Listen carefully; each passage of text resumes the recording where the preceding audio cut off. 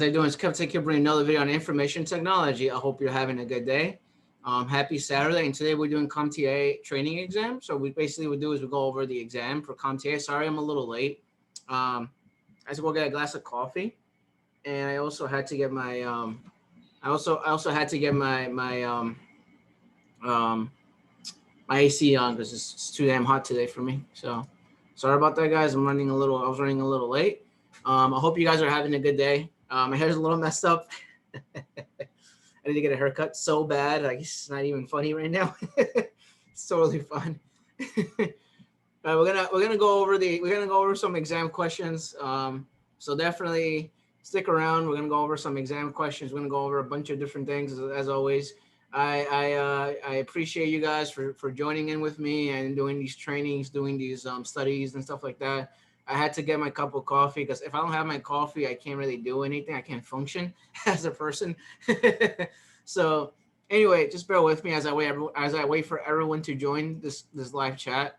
Obviously, before I do that, I want to do other stuff as well. I actually want to share my screen with you. So just bear with me. Give me a second. So I want to share my screen with you. How you doing, Steven? How you doing, Tim? How you doing, Emily? Hi, everyone. Yeah. So I want to share my screen with you real quick before I do anything. So let me share my screen for 2 seconds, and then I'm waiting. I'll send the link afterwards. So give me a second. So if you guys don't know about me, I have a Discord channel. If you're not on Discord, you're missing out, by the way, because I do have a Discord channel. Just remember, I have a Discord channel for people that are new to IT. So if you ever have a question about something, come to Discord. You could ask me. I'm here to help you. I'm not there 24/7, but I try to be active as I can. We also have a resume section right here on Discord. So if you wanna like post your resume here, and you want like a bunch of people, IT professionals, to look at it, it's not just me. It's just a lot of people looking at it. Join Discord. We have a Discord channel. You could always post stuff on Discord. We're here to help you. I'm not, like I said, I'm not 100% active all the time because I have, I work schedule and everything. But come on Discord. We don't bite. We try to help. So come by Discord. I do have a Discord channel. It's a Kevtech Discord channel, and the link will be posted on the chat box. So that's one thing you might want to look at. Also, I'm going to explain the Discord channels because each of them are different ones. So we have one that's resume. We have one that talks about programming. One that's about Microsoft. One on cybersecurity. If you just want to talk to people, just go to the general chat. We have the welcome tab right over here. It's just when people join, and that's it. That lets me know when people join. We have a LinkedIn one. So if you want to share your LinkedIn, you could share it right over here. We have your job postings. So sometimes I put job postings right over here. If you see this, it's job postings. YouTube content is videos that I have been posting and making recently. So if you wanna know when my next video is coming or when I'm gonna make my next video, I usually post it here on YouTube content. We have free content. So you want like books and stuff like that, come over here to the free content section. We have that, and then we have Steve IT Essentials. He has videos as well. We have Job Skills Share and his IT questions and studies. So if you're studying something, you're stuck on something, you could post it right here.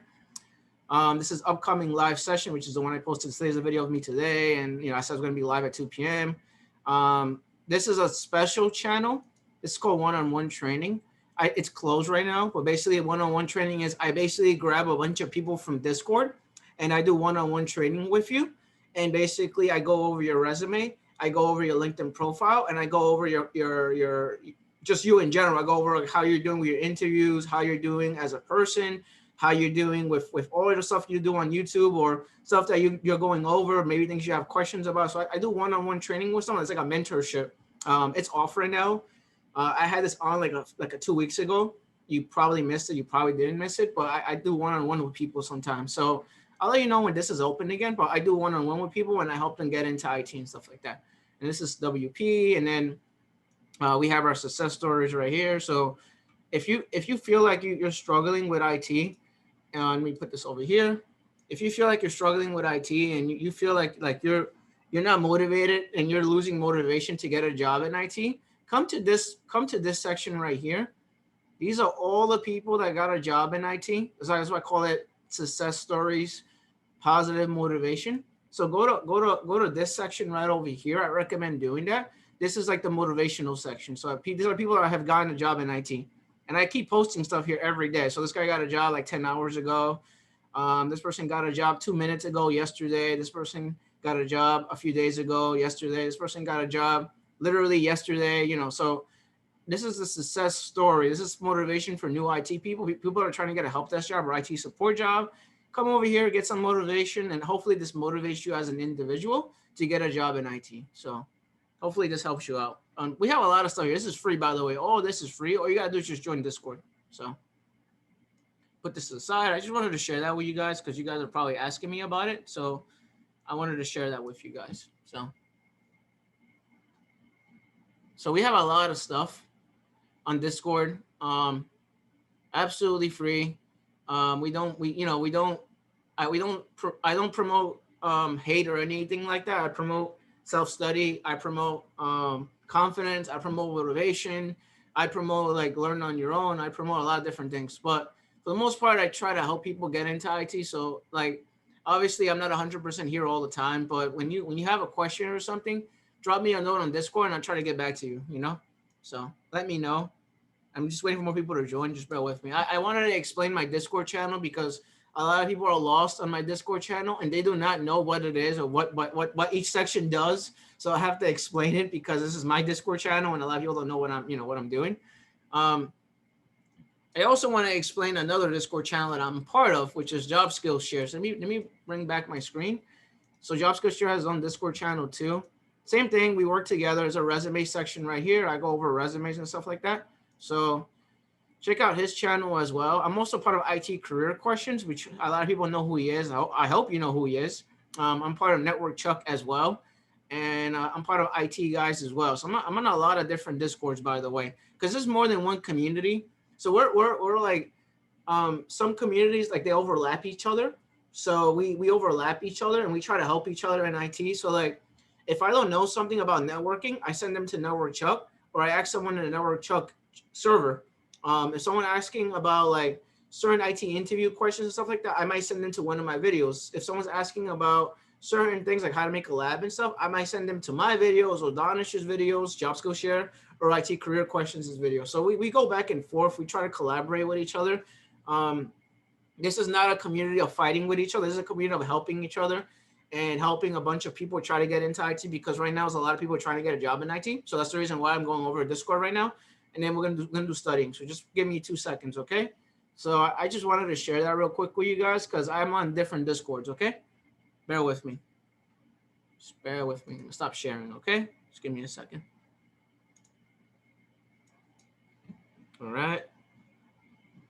Yeah, so we party on different Discords, by the way. I'm not on just one Discord. I'm all over the place. So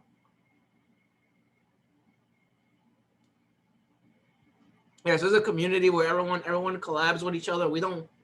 I promote self-learn. I promote people to motivate each other, because at the end of the day, you need motivation from other people in IT that are trying to get into IT. So I motivate. I try to push people for better. I believe you could be a better version of yourself tomorrow if you're not good today. That's just the way I am. That's the way I think. So let me send the link right now, and we'll get the party started. All right. Just give me a second. So I'm gonna put that. I wanted to share some positivity with everyone, because there are people that are not really positive about IT, and I like to be positive about everything. That's just the way I am. That's the way I look at life. That's just me. So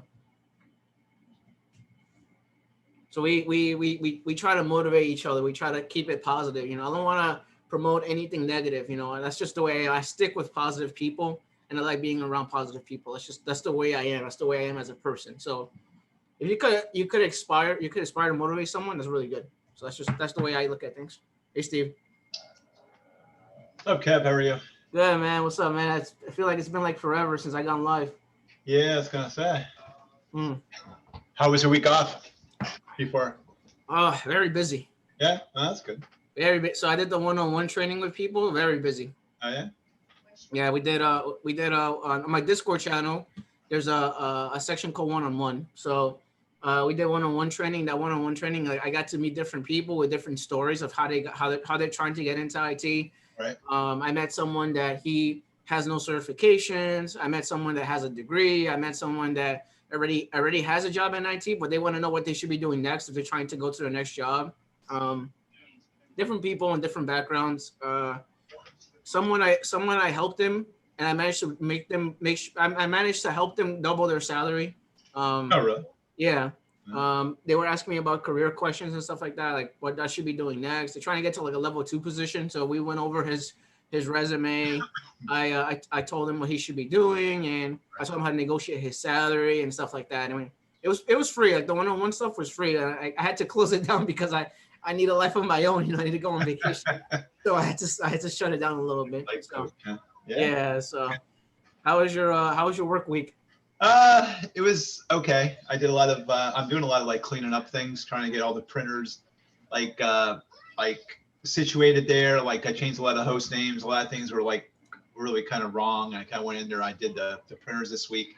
Kind of cleaned up some areas. A lot of people that were let go, some retirees equipment on the desk. Luckily, some people came back in this week, and I was able to talk to a couple of people. They're like, yeah, she's gone, he's gone, he's gone, she's gone, he's gone. I'm like, cool. All right. So like they're gone. They are gone. I'm like, okay. So now I kind of restocked my inventory a little bit. I was up there pulling cables, pulling phones off, putting phone tickets in, trying to get the phones cleaned up and everything else. So I kind of reclaimed some of the monitors and stuff like that were real old yet, but at least I got some more monitors, and that was good. It was a good week. So I'm trying to do little projects. Got it. Keep myself busy, and of course working tickets, but it was very short on tickets this week, probably because maybe people are on vacation yet. I'm not really sure, but it was kind of slow on like the ticket front. I got killed this week. Yeah, I saw that. Did they have you in different queues or what? What the heck was going on there? Or it just backed up? So the server in Chicago went down, and that's the main server that controls VPN. Okay. So, and there's no backup redundancy. I'm like sweating over here, and then I'm getting 100 phone calls on my phone, and people are trying to connect to VPN. So like you hit connect, you join, and then it looks like it's connecting, and then it kicks you out, and then remote desktop was broken too. So like if you try to do Citrix and try to go on Citrix, that was broken too. Everything was messed up. Really? Yes. Nice. It was bad. So how long before they got it back up again? It was bad, man. It was like 4 hours or something like that. Really? Yeah. I mean, there's not much that you can do, right? You just gotta wait until they rebuild it, right? I was stuck on a call for 5 hours with the network team. Oh, really? And cybersecurity and my manager and a few other people. Oh, yeah. Basically, what happened was one of the circuits went down. One of the circuits went down. There was nothing happening with that circuit because of the whole pandemic. I'm not gonna say the other word because you can't say it on YouTube. Yeah. Because of the whole pandemic, you cannot go in the office to turn that back on or fix it or troubleshoot it. Nice. Kind of annoying. So, yeah. So basically, the server went down. There's a server that controls Citrix that went down. There was a flap on the network that went down. There was an issue with certain ports and certain configurations that went down. Wow. We're trying to send someone to go to that office, and that office, you're not allowed to be in the office because of COVID reasons. I mean, I'm going to say it now again. Might as well. But so yeah, that's why. Wow. So that whole thing went down, and what happened was it was down for 3 hours, 4 hours, and then finally they got it to work. And it was because what happened was why it went down. It's because someone made a network change without letting anyone else know. Oh wow! So someone made a network change on the firewall, and a certificate change on VPN, and that actually destroyed the whole server, and that actually destroyed the whole Cisco router. And the firewall changes messed everything up. Everything went down. So they were trying to run some sort of config file on the Cisco router, which they did, and it looked like it was working. And then for some reason it broke. So then I woke up that day in the morning. I got like 100 emails. I get emails when things go down. So I get like a notification, an alert when things go down. So I got like 100 alerts saying that a certain firewall was down in Chicago. I'm like, what's going on today? And then as soon as I went to my computer and remoted into my work computer, I see like over 100 emails of people can't connect to VPN. And then So you couldn't either then, right? no. So Or did you have another way of getting in? it's weird. It's weird because anyone that's already connected to something, if they don't disconnect, it still works for them. Okay. Which is weird because there's some failover a little bit. So anyone that's already connected, they're not impacted by it. So if you're already on VPN or something, you're not gonna get kicked out of it. But if you're trying to connect this morning or that morning, you can't do it. It's not gonna work. So some people are still like stuck in a different server, if that makes sense. And where I'm located at, my VPN, my server and everything is not in Chicago. It's somewhere else, by the way. I'm somewhere else. Okay. Otherwise, it'll be latency. Me trying to connect from Chicago to New York, it's gonna be some sort of latency. So it's a little different for me. So basically, what happened was we were trying to get it to go, and I found out that everything went down. And I was like sweating. I'm nervous because I'm getting 100 emails about issues and stuff like that. So I got an email from the CEO. He can't connect. I'm like shit. I had to say it. I'm like crap. So I gave him a workaround, and I gave him. I told him to go to webmail for emails.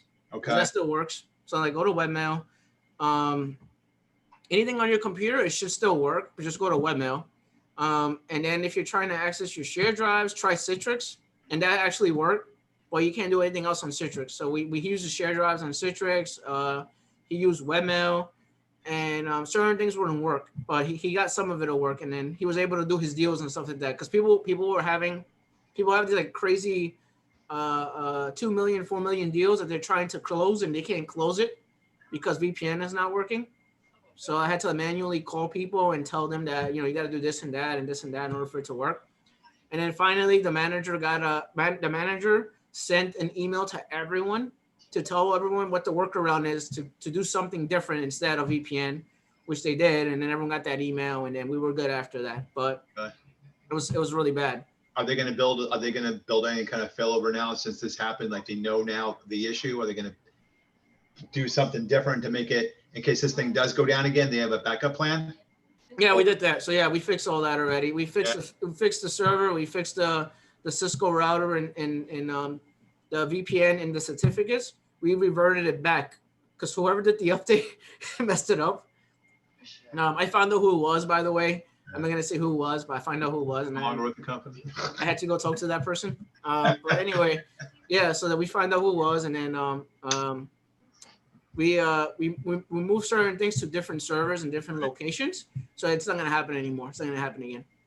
So that's what happened with me on that day.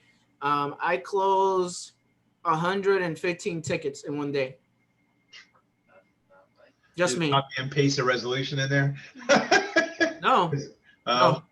Calling people and email people one by one. Oh, really? I closed 115 tickets. Very aggressively.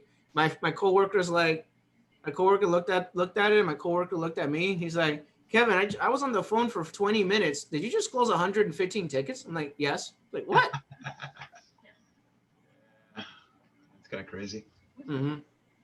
Because I'm in charge of that. I'm in charge of the queue. I'm in charge of assigning tickets. I'm in charge of. Oh, really? Yeah, I'm in charge of that. So, and we have a SLA agreement. You can't have certain tickets open for a certain amount of hours, otherwise you get in trouble. So, I close all those tickets like that. I emailed every person to confirm that their VPN is working, and I troubleshoot it with everyone, and I got it to work. And then now the ticket queue is probably like a 2 or 3. That's it. Right. Yeah, it was 115. I closed all those tickets in one shot. I'm very aggressive with closing tickets. So, well, that's like my experience from working in other hedge funds, because I used to close 300, 200 tickets a day by myself, because I was the only person working IT support for that company. Nice. So that's why. So you fly solo, So, yeah. Wow. Yeah, I'm waiting for more people to join. We get the party going. Anyone else is gonna join our Zoom meeting before we go over questions? We got Richard who joined. Hello, Richard. Hi, Richard. Hi. How you doing, Richard? And you? Good. Guess Haifa is driving. I'm just gonna wait for a few more people to join, and we'll start going over questions. So yeah, my hair is all messed up. I was gonna say you need a buzz or a cut or something. Yeah, my hair's messed up. I'm trying. I'm gonna get a hair. I'm gonna get a haircut today. There you go. Oh, so I hit 8,000 subscribers. So Oh, did you? yes, thank you guys. I appreciate it. No, I'm being serious. Like I hit 8,000. I had passed over 8,000 subscribers already. So thank you guys for subscribing to my channel. Really appreciate it. Definitely more videos to come.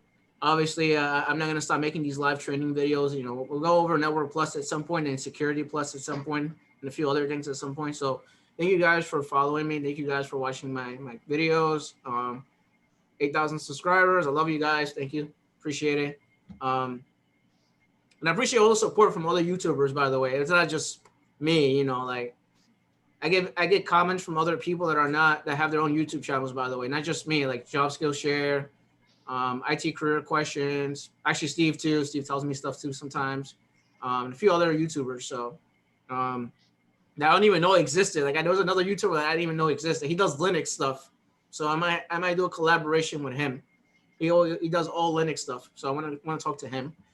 You know, just thank you guys for being positive with me. You know, appreciate it. I've been doing a lot of videos with different people. So trying to get more videos here. You know, just waiting for more people to join. It's like Joseph is he's connecting, but he's looks like he's having some problems. Yeah, people are trying to connect right now.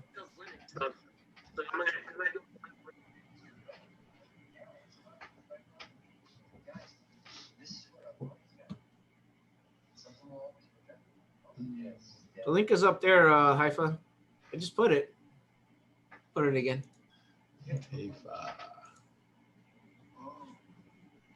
There's Richard.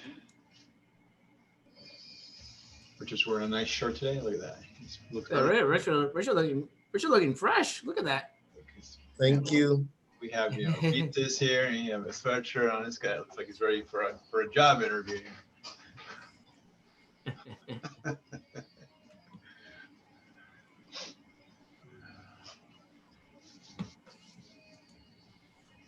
It's really like a nice day around here, Kev. What's it like up there in New York? I mean, it's like 72 degrees here. It's beautiful. It's hot over here. I'm dying over here. So I have the AC on.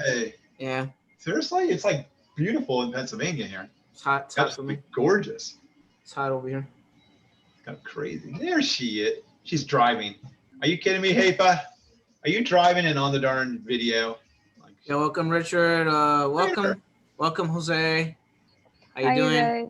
Yeah. Can you hear me? Yes. Hear you. So I'm fixing my grandma's car. I will be on mute most of the time. You're fixing her car?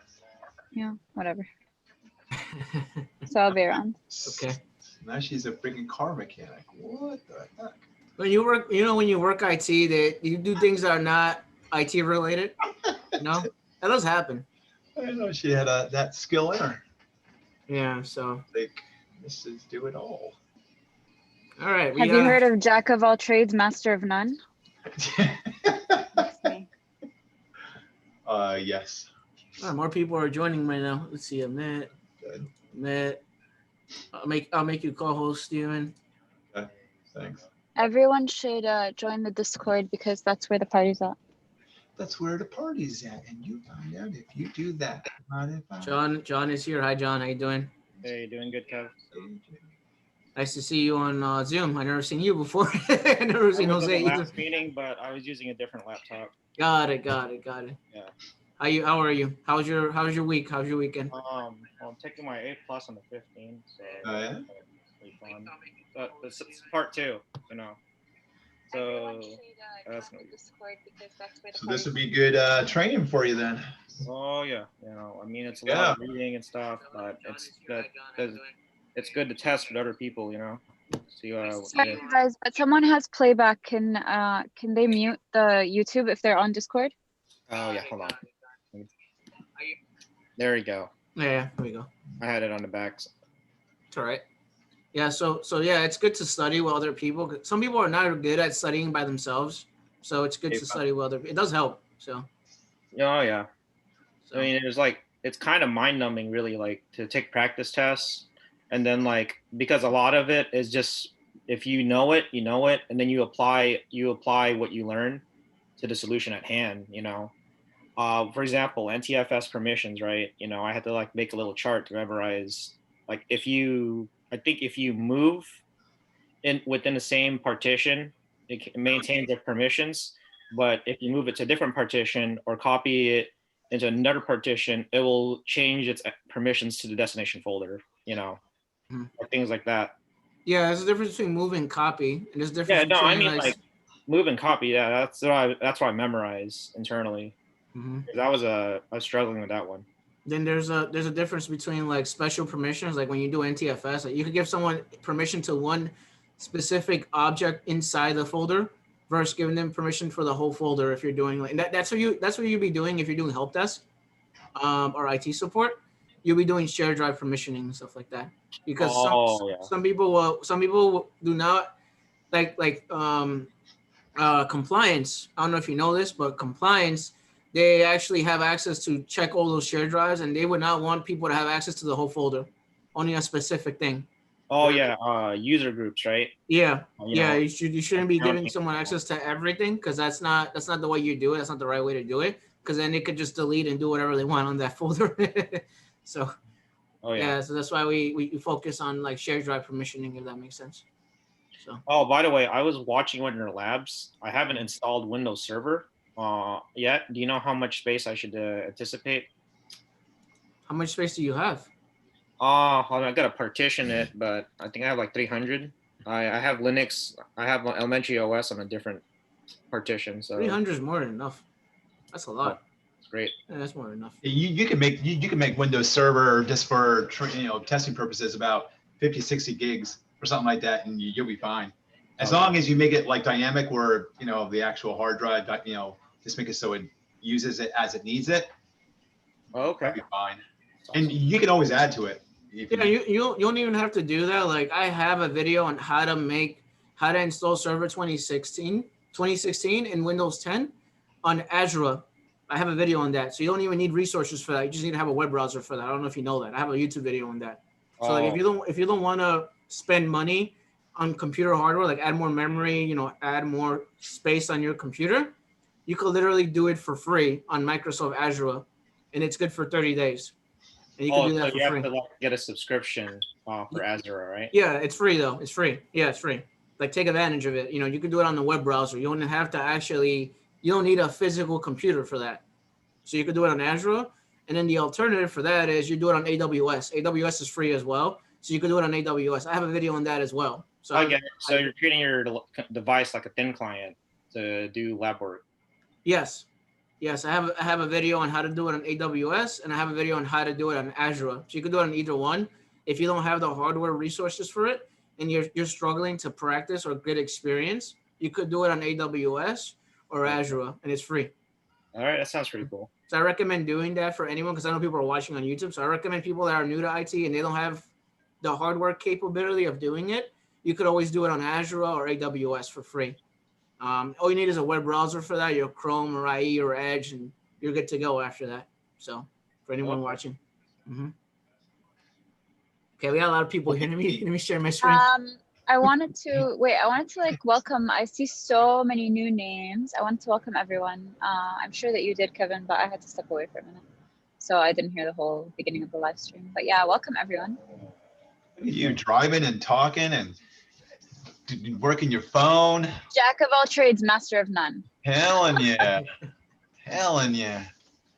She's got it all going on today. Have I seen you before, Jose? I see Jose's here. I don't know. Jose, have you seen you before? How you doing?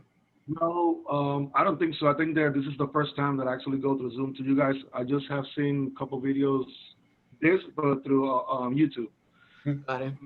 How are you? I just subscribed not long ago to you guys, so just to get up to beat. I'm doing good, thank you. How are you guys? How's you guys with this? I'm good. Going on? It's Saturday, just wondering, seeing you here. I'm like, who's Jose? And I'm like, oh, okay. Welcome, Jose. Welcome. Yeah, I'm the one who was trying earlier on my other desktop that says Jose AP, but since I don't have a camera or microphone, so I just decided to take my Chromebook and do it from there. But yeah, this is crazy right here. I'm in Washington, so all Oh, yeah? this smoke and everything is insane. Oh, that's right. Yeah, I was gonna say. Yeah, yeah. Jesus. But anyway, yeah, I'm glad to be here. Thank you so much, guys, for everything. Oh, thank you for joining too. Thank you for Of stopping by. All right, let me share my screen with you. Okay. Oh, dude. Yeah, I know those. Anyone His could, favorite. anyone Wait, are could, we doing this website? yeah, for today, yeah. Ugh. The Zamcom. Look at her like Yeah, she doesn't like it. She's gonna walk away now. he doesn't like this one. He's gonna go. He's gonna leave in a huff. Right. I really don't like. I don't know. I don't know why I don't like this website. Okay, so Wait. are we is it- voting or are we just like? So basically, people put their input, and then basically what happens is I click on whatever everyone says. The majority says. It's basically how it works. So on chat, right? Not in chat. He could say here or in Say it out chat. loud. Yeah. Oh, okay. You just go. Yeah. So People. can you answer now or? I'm waiting for it to. So it's a little slow connecting from here to the YouTube. So if you go on YouTube, you'll see it takes a bit of like a second or two for it to update. Oh, okay. Now it's updated on YouTube, so everyone can see my screen on YouTube. So basically, Kev will just read the question out, and we gab about it, and then you guys can just say, yeah, it's either like A, B, C, or D, blah blah blah. Okay. We can have a discussion if we, Yeah, because usually what we do is we answer the question and then we explain why that might be the answer, if that makes sense. Because we don't want to just answer the question, so it doesn't make any sense if you cannot explain why that's the answer. Because other people may have different answers, so we may challenge them a little bit, like, why would you say that for? And see what they say. Just kind of cool stuff like that. But Yeah, exactly. Some people I'm gonna just to say, and I'm not trying to hate on anyone, but what people do is they memorize A, B, C, and D, and that's not how you take an exam. You should know why that's the answer, if that makes sense. Okay. How dare you hate on me? Don't be don't be memorizing the answers. That's not gonna do anything. Like if you go on a job interview, you should be able to explain why that's the answer, if that makes sense. Okay. I'm joking, you guys. I don't memorize answers. Yeah. So a 32-bit system typically provides support for up to how much? Yeah. let's see. I'd have to say. Wait, can you read out the answers? I just read the I answer. can't see. That's Huh? I just read the answer. It said 32-bit system typically provides support up to 4 8 gigabytes, 16, 32. 8, This is Or- gigabytes of RAM. 4. Shit, 4 4. Why would it be 4? Why wouldn't it be 8? Why would it be 16? Heifa? Heifa got lost. Shoot. No, I think they're asking. Well, I mean, I'm gonna take a shot. I mean, I feel like I know the answer, but the way I see it, I think it's because the 32-bit systems don't support any more than 4 gigabytes. I mean, that's my reasoning. I'm not sure if that's actually a good answer, but That's No, that's the right answer. So That sounds right. why would you not install Windows 10 32-bit on a computer that has 64 gigs of RAM? Because you could install. It A wouldn't 60 recognize it. What do you mean you won't recognize it? On the 32-bit system, it will only recognize 4 gigs. Yeah. How does that work with Microsoft products too? Like if you have Excel and Excel is 32-bit, does it read all the memory or just the 32-bit memory of 4 gigs of RAM? You know what I'm talking about? well, what I do know is if you have a 32-bit, you can run. If you can't run 64-bit, but 64-bit can run 32-bit because of backwards compatibility. That's right. Yep. Yeah, you're right. Good. Yeah, you're doing good, man. Yeah, he's all like trained up from his. Yeah, he's trained up on this. I'm scared now to ask I him. gotta take the Fresh exam. in his mind. I gotta be jacked, ready for that exam, man. I'm Give him scared. like a couple I'm years. scared to ask him more questions now. I'm about to walk away.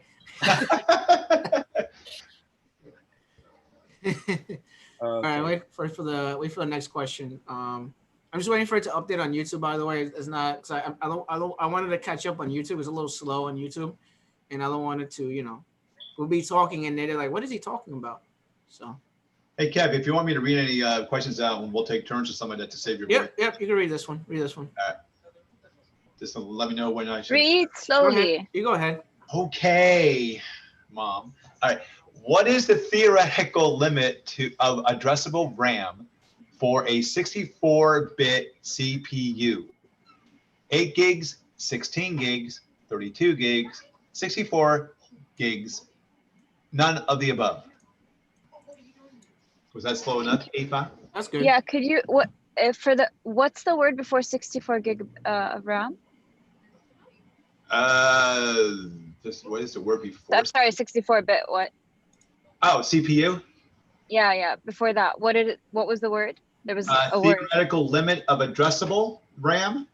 Oh, limit. Yeah. No. None of the above. Hey, if we're gonna spitball that it's not an above, I'm gonna make a guess. It would be 128, I think, or it could be more than that. Yeah, I No, think it's I one. think One. it's, I think it's 128 or something like that. I don't remember exactly, but I agree with you. I think it's none of the above. What do you guys think? People are saying in I chat. agree. None of the above. Should I go with that? None of the above. People I are would saying say none of the above. Wee. we're gonna go with none of the above. Let's go wee. I think it supports way more than this. Way Not more. wee. Not wee like that. We as in French. Yes. Oh my God. Oh, Come on, do better. I Do see. better, Steven. I see. Get home like to your computer, or are you going over? Or you're driving over somewhere. I'm trying to drive to the shop to buy the part, and I'm lost now. Nice, because you're not using your maps because you're on YouTube. Yes, I'm on Zoom, so I cannot use my maps. So I'm just, I'm like sensing. You know how women can sense directions? That's what I'm doing. Yeah. So you're telling me secretly you're Spider-Man? Okay, all right, that makes Oh sense. yeah. Okay. That's a little spider team. Spider sensing. All right. Next question. Which of the following statements is true? A 32-bit hardware provides support for both 32-bit and 64-bit OS and applications. A computer with a 32-bit CPU can run 64-bit OS and applications without compatibility issues. A 64-bit hardware provides support only for 64-bit OS and applications. A computer with a 64-bit CPU can run most 32-bit OS and applications without compatibility issues. I think the last one. Yeah, I think it's the last one too. Yeah, it's the last one. Last one, yeah. I say it's the last one. Because Yeah, I that mentioned it earlier, we just spoke about this, didn't we? How 64-bit is has backwards. Yeah, backwards compatibility. These questions are all. Wait, did we pick like a specific? No, I No. mentioned it, but it was like a side note, Yeah, as a side note, we haven't done this questions yet, Haifa. Okay. This is different. We haven't done this one yet. But yeah, everyone's saying it's D. So we'll go with D. I'm pretty sure it's D. I don't think it's the other ones. Because a computer with 32-bit cannot run 64-bit. I've never seen that before. Want to know something funny? With the 32-bit, it's called x86 for some reason. I don't get that reasoning. Because back in the day, I think the x86 processor was out back in the day. So that's where, and it just kind of stuck. You see how we have like the x86 on the C drive? Have you ever noticed that? Right.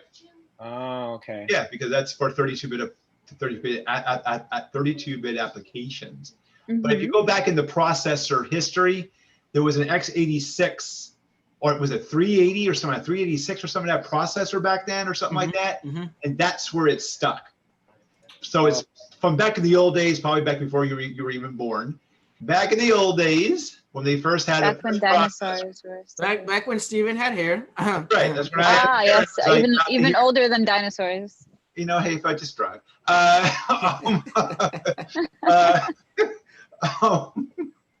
But yes, that's where it actually comes from. So if you do a little history lesson on processors, you will see that.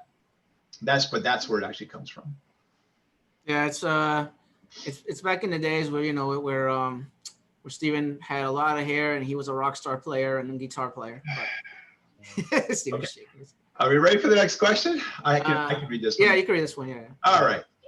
On a 64-bit Microsoft Windows operating system, both 32-bit and 64-bit applications are stored in the program's files folder. True or false? False. Well, false. False. I am sure I will fight someone if They're it's separate, and Kev kind of pulled it out earlier. I did actually. Yeah, he did. Anybody else? What are they saying on YouTube? They're saying false. That's saying false. So, Jose, what do you think? We'll get you in on this. You can't hide back there. I can see that. Can't hide back. Yeah. I think I want to say false as well. Okay. I'm not sure.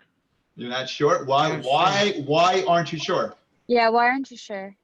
Yeah, I'd like to know why you're not sure. It's a. Why you're not sure? You're muted, Jose. Oh, I'm sorry. I don't know. Maybe I don't know. I don't know what to say, to be honest with you. So maybe have you ever been? I'm sure you have, but have you ever been in your C drive to see your program files? Yes. Is that question Yes? for me, right? Yes. Sorry. Yes. So do you have wait, well the question should be also, do you have a computer that runs 64-bit? Yes. Okay. So if you go into your C drive and look at your program files, do you notice a difference between two of the program files? They were just talking about this. Yeah, there's two different ones. The 86 and the one is not. Yeah. So Kevin is showing you. One of them is for the 32-bit programs and the other one is for the 64-bit. And the question is saying that is it stored in one location, which is not true for my wording. Oh, if that stored makes in one sense. location. Okay. Yeah, it's not. It's in two locations. You see here, there's two program files. It's not just one. So that's why it's separate. That's why those two folders are separated. And By the way, the reason I'm explaining this is because I know that I've done this question before with some people, and they were all like, "Oh, it's true, it's true," and I was like, "No, you guys, you have to like listen to like the wording," and then the majority picked true, and it was obviously false. Yeah, but there's two because separate. the wording is like very like annoying. Iffy. Yeah, it's a little messed But- up. The wording is kind of weird. And I don't know because now you put it laid out like that. That's probably I said maybe then like I didn't know. but going back to this, Jose, The when you wording take a look at operating systems, Uh-huh. if you see those two folders, in your mind as a tech, you go, that's a 64-bit operating system. Yeah. Automatically, you know it's a 64-bit. If you want to only have the programs files folder, it would only be a 32-bit application or a 32-bit OS. So when you see those two folders, boom, your mind says that's a 64-bit operating system. Right off the bat. Does that make sense? Okay, you understand that? So that's By the way, wait, Jose, I don't want you to feel like we're picking on you. I wasn't. I was Oh, explaining no, it because I've actually, done this question before No, we with don't- we people don't- and they didn't understand it. So Yeah, we we don't don't- pick on people. We don't We're pick just on people. explaining. We try to explain it, you know, It's all because love here. yeah, so we try to explain it because people are not tech savvy and some people don't understand why the answer is that, or you know, we try to explain it as simple as possible because a lot of people are not tech savvy, and it's better to explain it than actually, you know, skip the Yeah. question and you're not understanding it. You know, I'd rather you understand what we're talking about than not understand it. You know.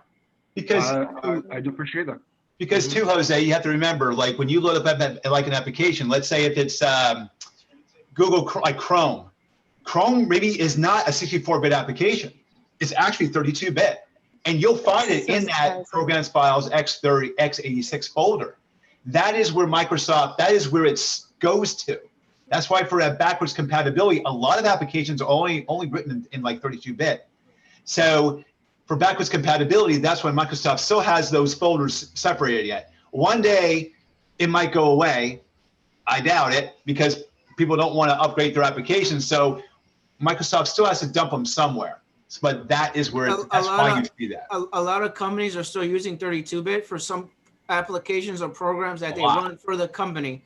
So they use 32-bit. So that's why it's reliable. It's easy to have two folders for that, if that makes sense. Because a lot of companies are still running that 32-bit operating system or that 32-bit application, if that makes sense. Because a lot of these companies, they still have that because they make money out of it. So you need to know what 32-bit and 64-bit is and why there are different folders for it and stuff like that. Or you may have a company that actually built their own application many years ago, and it was only 32-bit back then.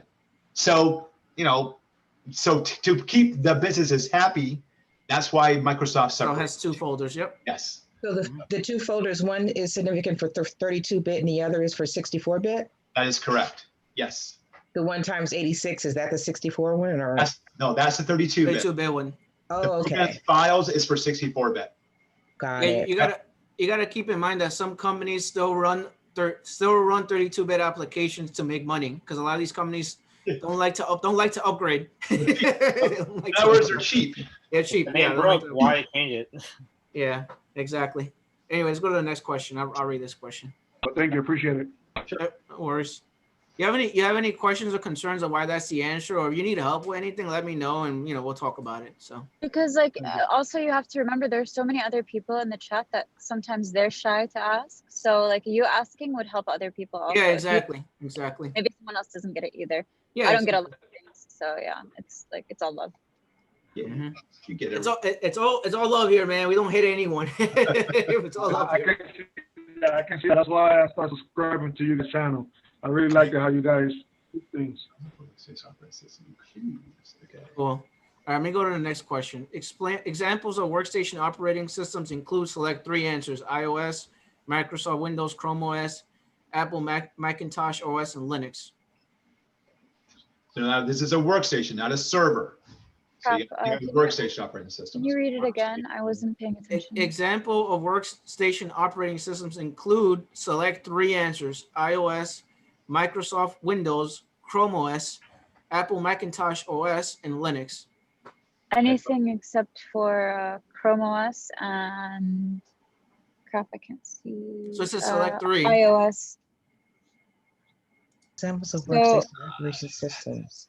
Microsoft Windows, Apple Macintosh OS, and Linux. So what do you guys think? Or anyone Yeah. else? That's right. Does that make sense? Yes. So Okay, Kevin, I need to. Sorry, I'm so sorry, but I really need to use my GPS. I have no idea where this place is. no, go So ahead. Go ahead. It's fine. if I get disconnected, I'll come back.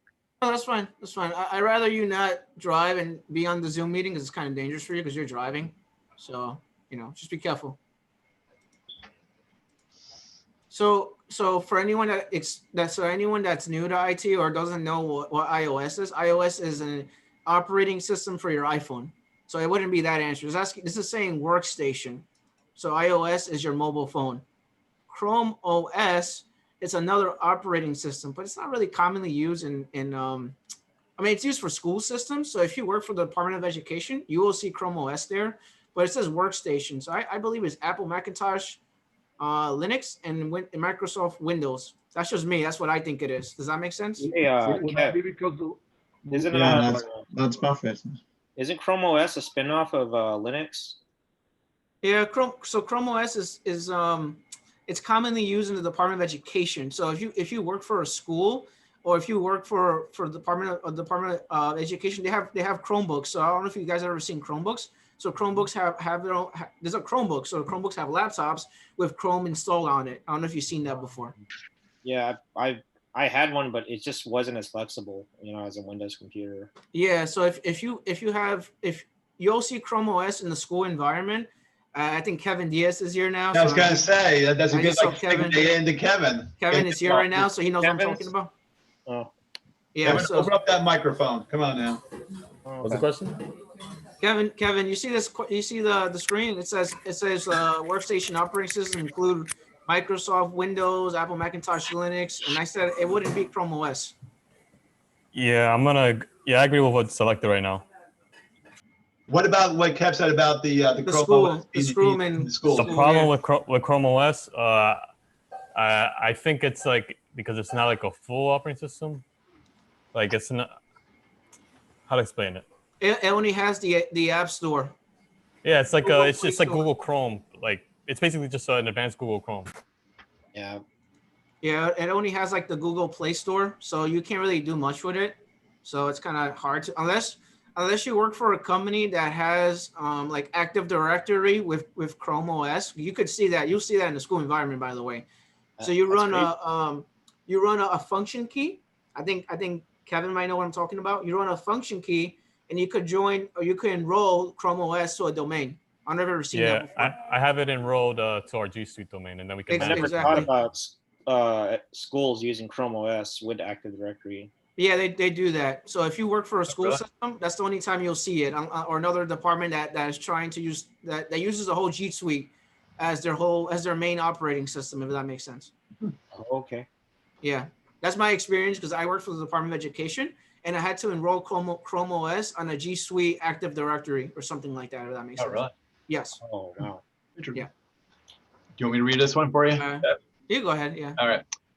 Which of the following statements describe the characteristic features of open source applications of operating systems? Select 2 answers. Number 1, proprietary software. Number 2, permission to modify and redistribute the application.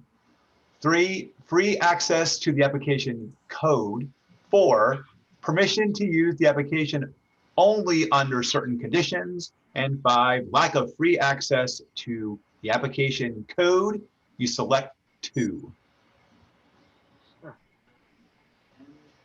This is for an open source now, open source code out there on the internet.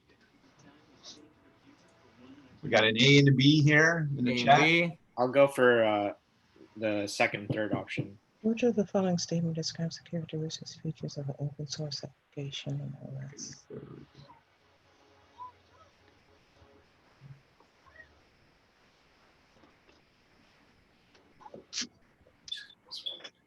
I'm gonna go with 2 and 3 myself. I'm gonna go with 2 and 3 as well. Free access to application. I don't think it's proprietary software. That doesn't make any sense. Definitely not A. Permission to modify, distribute application. That makes sense because it's open source. You could do that with open source. Open source also means free, by the way. So I'm gonna go with B and C. If that makes sense. That's my thought process. 2 and 3, B and C. What do you guys think? How about I Lee? just want to let you know that open source is Kevin Diaz's favorite word. Mm-hmm. Anyone? How about Lisha out there? Well, what do you think, Lisha? Lisha? Is that how you say the word? Lisha? I don't have a clue. This is a cyber chick, right? What do you think? No, that's not who I am. Oh, I thought it was you for a second. Not yet. I'm trying to get there. Oh, okay. Brand spanking new. Oh, okay. Never mind. Confusion with someone else. If you had a guess, what do you think? Okay. Take like two tries at. Which one do you think? You know what? I'm going to go with the ones that you guys have highlighted. I'm sorry. Okay. Right. I'm going to go with those. Those sound good. Okay. Yeah. Yeah. All right, I'm gonna go with B and C. Anyone wanna say no to that or think that's the answer? John or anyone else?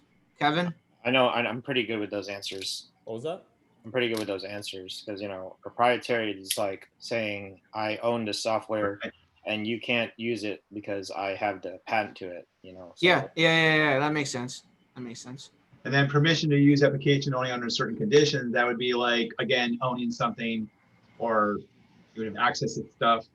Like a free access to the application code. No, that's not true either. So it's got to be. Did we jump the question back or? Okay. No. Okay, so we just answered it. Okay.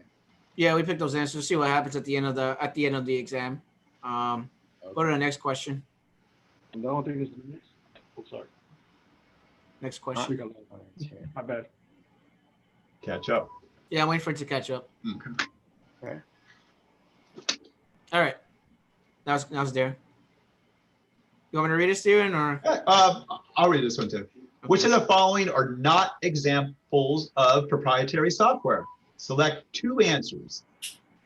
Microsoft Office, the Mac operating system, Linux, iPhone OS, iOS, parentheses, or the Android operating system. Select 2 answers. Which of the following are not proprietary software? Not. This is different. Well, this is not proprietary, so it's doesn't fall under a manufacturer or developers. I'll go for second and fifth. Linux and Android, maybe. Right on that. No. I'd have to go with Android and Linux. Android and Linux. Well, yeah, but that's what I agree with. But let's see what the rest of the chat thinks. You know. Someone said Windows and Linux. Someone said Linux and Android. Someone just said Linux. That doesn't make any sense. iPhone. It's two answers. Mac and Say Android iPhone. we got here iPhone and Android. that are not proprietary. Not proprietary to reself. Does someone want to explain what proprietary not. is? Okay, so proprietary would be like I wrote this program, and it does this function, and I own the rights to it, and you cannot use it unless I give you the permission. You know. So like when you get like Question is confusing. that's what proprietary means. Question is a little confusing. Also, right? proprietary is like Microsoft It is. Windows. Yeah. OS. And in case you guys didn't know, parts of Mac OS are actually open source. Oh, Specifically, the kernel really? is open source. Huh. The operating system itself is not open source, but parts of it are. Yeah, there's some things you could do on it. People don't know. I was treating it like an operating system question. I didn't realize there it was a software. No, but it's proprietary software in general. Oh, okay. No. Oh, that one. No. Not examples of proprietary. So Like it's So that'd be it's talking Linux? about the whole thing as in general. So Linux and Android are two Linux. open source softwares. yeah, I think So it's Linux and The Android. other operating systems do have parts that are obviously open source, but they're not fully open Because source. the iPhone would be Mac, right? That would be in the Mac, and that would be Apple world. Yeah, that's Apple. That's separate. Apple and Windows, they're all proprietary. So Linux and Android. I'd say that. Yeah, with an iPhone, you can really, it's just Apple, Yeah, they get mad at you, jailbreak it, and then there's Yeah, exactly. You can't do anything with it anymore. It becomes a rock, basically. You can't even take it to the Apple Store. Mm-hmm. So I'm gonna go with Linux and Android OS. What do you guys think? I agree. I agree too. I agree. Okay. We all agree. Linux and Android. Okay. So everyone in chat is saying Linux and Android as well. Just looking at the chat box. Forgive me. So Linux and Android would be open source systems? Yes. Okay. There's a lot you could do you with can Android. you can go online and look at the entire source code. I will. There's a lot you could do with Linux. There's a lot you could do with Android. Like Kevin Diaz said, there is some open source parts inside of Mac OS X. For example, an example of that would be Gatekeeper. So with Gatekeeper, you could download third-party applications and install it on a Mac OS X. I don't know if you guys know that. We're just going over that. Just an example. That makes sense. That's from doing Macintosh. I do Macintosh support. I used to work for Apple. Anyway, all right, let's go to this question. I'll read this question. Which of the following is an open source mobile OS designed for smartphones and tablets? Windows, Android, iOS, Chrome OS. Android. That's really similar to the last one. What do you guys think? It's Android, yeah? Android. Android. I would say Android. Well, from an anime Dragon Ball Z perspective, I'm gonna say Android. That's just me, though. What do you guys think? Agreed. I guess I'm the only one that watches Dragon Ball Z. Okay. My kids. My sister used to love it. She used to draw the character all the time. She was such a You guys think it's Android? Sure. Kevin? Everyone else? Android. Android? And Jose, can you hear us pretty good? You said you were having problems there. Yeah, it's Android. Yeah, I can hear you guys like on and off. That's why I'm just chatting and giving you the answer. Okay. I'll go with Android. Someone said Android 18. It's funny. Oh boy, another Apple question for you. Goddamn Apple questions. All right. Wait for it to catch up. Yeah. I hate these Apple questions. Yeah, they're gonna catch you slipping in this one. Yeah, I'm gonna keep asking you Apple questions. So I always. the Apple Wars, Okay. I, Just give it a second. All right, next question. You go, Steven. An Apple proprietary operating system designed for tablets, smartphones, and mobile devices is called the Mac operating system, Android, iOS, Chrome operating system. I think it's iOS. iOS. I'm saying iOS. Does anybody know what iOS stands for? Jose, John, Jordan, not you. They Well, just took OS the is I from operating iPhone. system. What's that? What's the Not you, I though? you already know what to I'm say. not allowed. You're not allowed to say the answer. All the new people. Jose, what do you think it is? iOS. Take your best shot. I know that OS might be from like just like Mac OS or Chrome OS, like operating system. I don't know, iPhone. Okay, John, what do you think it is? I think it's iPhone. Lisha, what do you think it is? I think it's iPhone too. iPhone operating system. Okay, we'll go down the line. Jordan, what do you think it is? Man, I'm gonna go with iPhone. I don't think it's that, but hey, sounds good. Kevin Diaz. I think it's called. I think maybe I'm wrong, but maybe I'm wrong. I don't Kevin, really can memorize. you back me up on this? Is I it don't really memorize abbreviations like that. interconnected operating system? No. No, I thought it was Macintosh. No, iOS. The I doesn't the I isn't Someone separate Google it. interconnected operating system? Kevin, Google that thing quick for us. iOS means something else. Does it? Yeah, it says iOS, formerly iPhone OS. So yeah, iPhone it has OS. to The I stands for nothing? be. Yeah, iPhone. iPhone.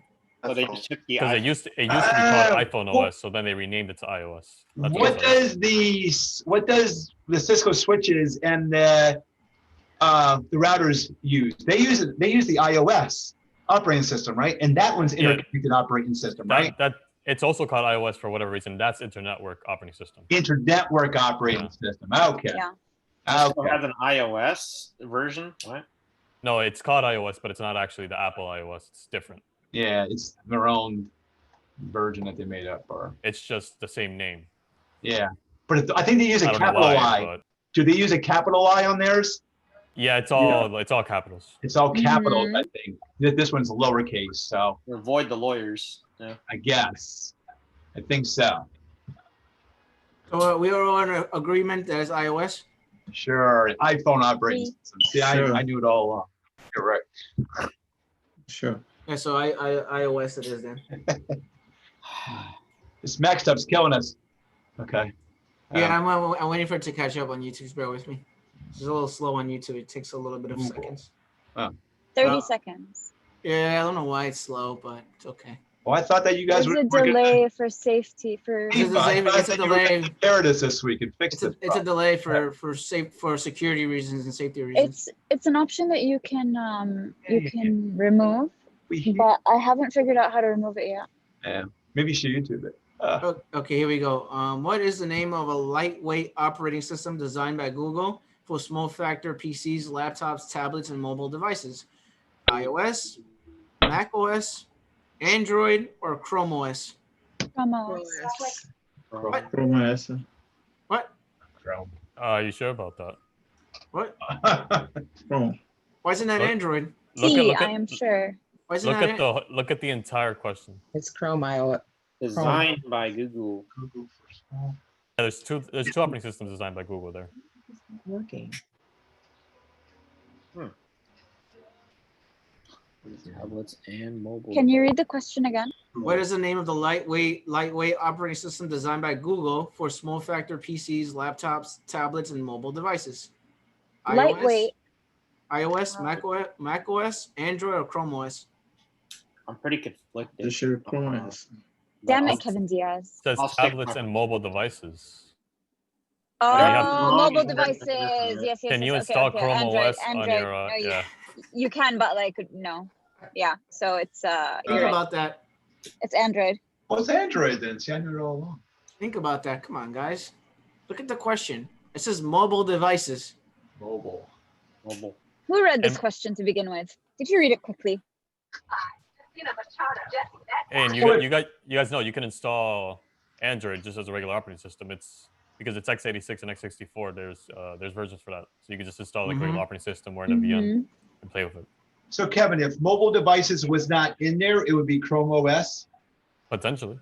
Yeah, it would be. Yeah. I would think so. Yeah, because you can't install Chrome OS on a mobile device. I mean, maybe you can if you hack it and do I think some sort of special stuff on it, and maybe. Yeah, really I think hard. you can if you do. Yeah, if you do like something special, you jailbreak can, but or like something. very rare.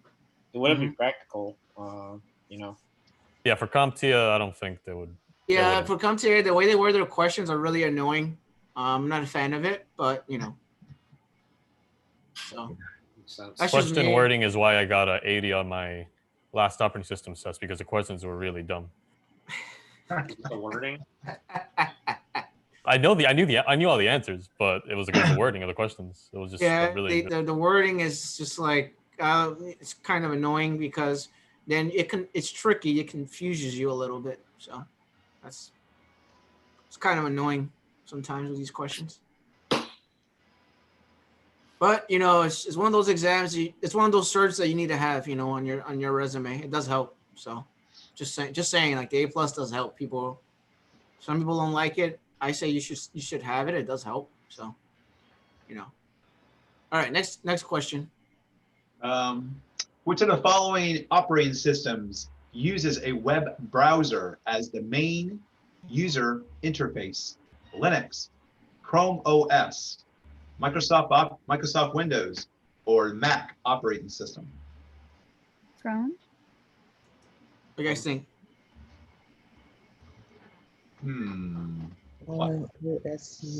It's used as a web browser. So can you use Linux as a web browser? Or can you use Microsoft Windows as a web browser? I mean. Yeah, I mean, yeah. Technically, there was a command. Oh, there's only one answer here that it can be, guys. Yeah, there's only one answer it can be. What do you think, Leisha? I would go with Chrome OS. Chrome OS. Hey, what do you think? Mr. Perez. Oh, I'm sorry. I didn't hear you with that part. Sorry. I would say Chrome OS because of Google Chrome. All right. I just went over this, by the way, like a few questions ago. So Hey, calm down. no, I'm saying that I went over a few questions ago. So I did say that there's a way to do that. So Yeah, it takes a lot of credit. It's like his channel, so it's probably the way it works. It's funny because they have Chrome OS and Linux, but technically Chrome OS is Linux in a way. Oh, really? I mean, it's based off Linux, but it's built off of Linux. yeah, so everyone is agreeing with Chrome OS. Yep. Okay. Yeah, sure. It's gonna get a little complicated now. People are saying that some people in chat are saying the questions are too easy. I seriously doubt that when they have 100, they're gonna have thousands and thousands of questions they could throw in your you know, in the exam. So Well, we've also done this exam before too. They throw in. I agree. These questions are Problem easy. Yeah, based, I think we did. I think we did. Kev. these aren't that bad. Let's just go to the next question. Which of the following terms refers to a software that no longer receives continuing support? OEM, SDLC, EOL, SPOF. EOL, end of life. What is that?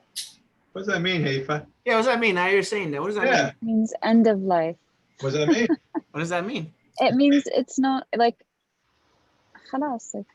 Yeah, how would you say this? Listen, first you guys made questioned me on acronyms, and now I know the acronyms, and now you want me to explain them. End of life means end of life. Like, I don't know how to explain it any other way. Like, What does that mean for like a application though? Like, it's no longer going to be supported. Like it's not use it. yeah. Thank you. Sure. Oh, we have the women ganging up on us now. I'm so glad I have someone else on There my you side. go. You got some backing. So I wouldn't. What does OEM mean, guys? Yeah, I was gonna ask about that. What's Throw the that out. other ones? Original equipment manufacturer. How about I have no idea what SDLC is or I don't know what that is. What's a Uh, SPOF? I haven't seen that one before. SDLC, I think, is a business term, if I remember. Oh, really? Oh, it's like Scrum. How dare you not know an acronym, Stephen? Well, this it's not something that's no, sorry. I've never heard of SDLC. So we're gonna go Yeah, I with knew it. EOL. Systems development lifecycle. I knew it. Oh yeah, that's it. That's Thanks, the Kevin. development lifecycle. That could throw you off, I guess, if you I knew remember that one. Yeah, if you don't know what the terms mean, you'll get thrown off by the question. So Oh, SPOF, single point of failure. single point of failure. Yeah. Well, why wouldn't you just say that instead of writing SPOF? They want to make sure you know it. Because it's Yeah, I'm sure Comptia. you know the questions. These questions, man. Oh my God, these questions are a little annoying sometimes.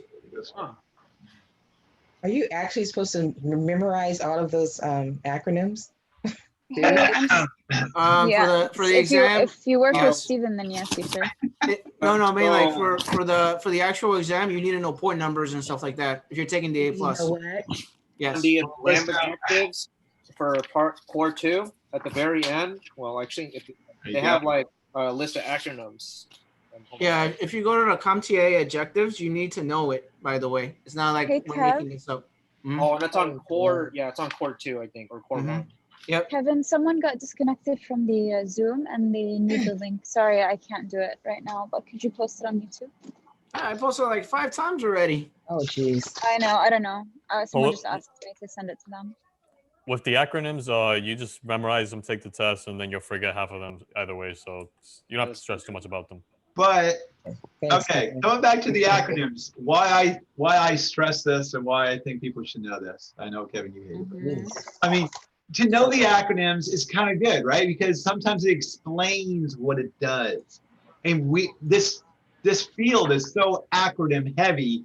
If you talk to a networking guy, to a server guy, to a sysadmin, to a website developer, to an application whatever developer, they all have their own freaking acronyms, and what you think is one thing, they consider it different, and they consider it different. So you get bombarded. It's like, what are you guys talking about? Because you think of one thing, well, it's totally different to like a web developer. It's like, I don't know what the heck you're talking about, but this is what it really is, because it comes from different tables of different developers, different engineers. So that's what, you have to look at.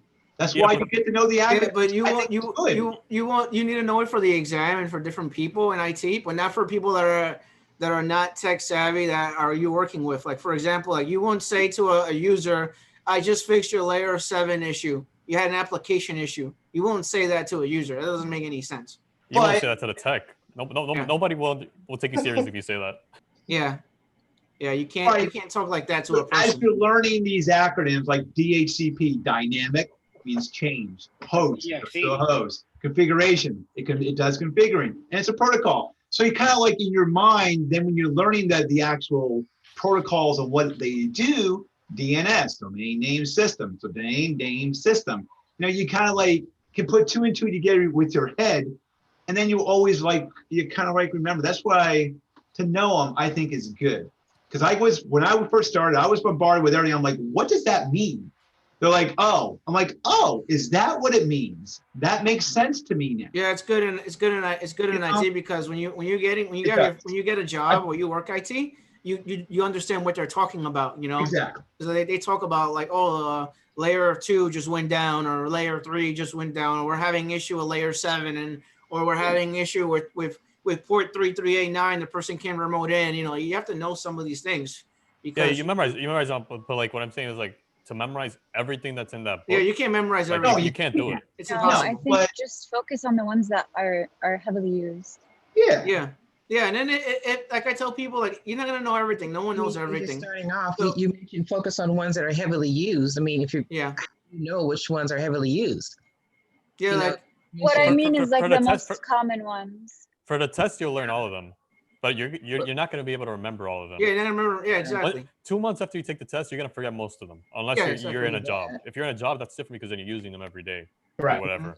But otherwise, you're going to forget it. So the thing is, you shouldn't stress too much about it. Yeah, don't in terms of stress. the Yeah, quantity don't of the- stress. Yeah, but Like, but you're not expected to like necessarily be like memorize everything that's in that book. and I say, like, in real life, when you're talking to a user or a client or someone, you don't talk like that. You know, you talk to them like they're your mom or your dad or your grandma or grandmother. You know, you make it as simple as possible. You don't say that they had an issue with the hard drive or whatever. Like, what are you talking about? You know, that's not how you talk to a user or a person. So, but for the exam, yeah, you need to know some of these things because they're gonna ask you that in the question. So you need to know. Yeah, like you may actually have a question. What does GACP stand for? And you're looking at me like, well, oh, I never really thought about what it meant or what I didn't even saw the words. All of a sudden you're like dynamic host, I don't know, CPU, whatever person, who knows what they might put up there, make it so close. That's why I said you should know the acronyms. And going forward, it does help. It does help me because even when some guy I'm talking to on the network team goes, like, what does that mean? Oh, okay. Now I can kind of like put 2 and 2 together in my head because he's talking from a different side than what I am. And I kind of relate it to what I learned and it kind of makes sense a little bit more. But sometimes that could also betray you though, because like think about STP. Is it shielded twisted pair or is it spanning tree protocol? Or is it something else? You know? So like you also have to get the context also. Yeah. Yeah. Again, like that's two different tables. Networking side and you know, whatever the executive just said that. The other one. So I mean, it's two, you know, the networking side and you got some other side. So everybody has their own lingo and it may mean something different to somebody else. So depending what you're kind of channeling, what you're learning on, you know, kind of pick it up from there. And then you may hear that acronym again going, whoa, wait, it's not that? Oh, it's this? But for new people in IT, just for new people in IT, just say that we're not telling you to memorize everything. Just focus where you need to study on the exam and then pass the exam, and that's it. And some of it you might forget, which is totally fine. And if you're new to IT, it's totally fine. You forget certain things, and just always use Google. Like if you're working a job or whatever, just use Google as a resource. If you don't know what 3389 means or whatever, you know. So that's basically what it is, you know. Yeah, you start memorizing it with experience. The more you use it, the more you'll remember it. And then once you remember it, you'll never forget it. Got it. Let's go to the next question. I don't want to keep, talking about this. Go to the next question. Yeah. So all modern applications are designed as a cross-platform software, which allows them to be run on different operating systems, Windows, Linux, or Mac OS, without any modifications in the application source code. True or false? False. I have to say false. False. You think it's false? Yep. Oui, false. Why is it not true? Well, for one assumption I have is whenever I say like I need to download Photoshop, there's like different offerings, like one for Mac, one for Windows. If that were because like if that were the case where it's like cross-platform, then I think they'd only have one offering. Yes. Okay. I like the way that you use that. Yeah, the operating systems are different, so they would need different things. That's a good example of how to succeed in IT. Use what you know and figure out the rest using using what you know. I'm gonna go with false. People in chat are saying false. False. I'm gonna go with false. I'm waiting for it to catch up. Yep.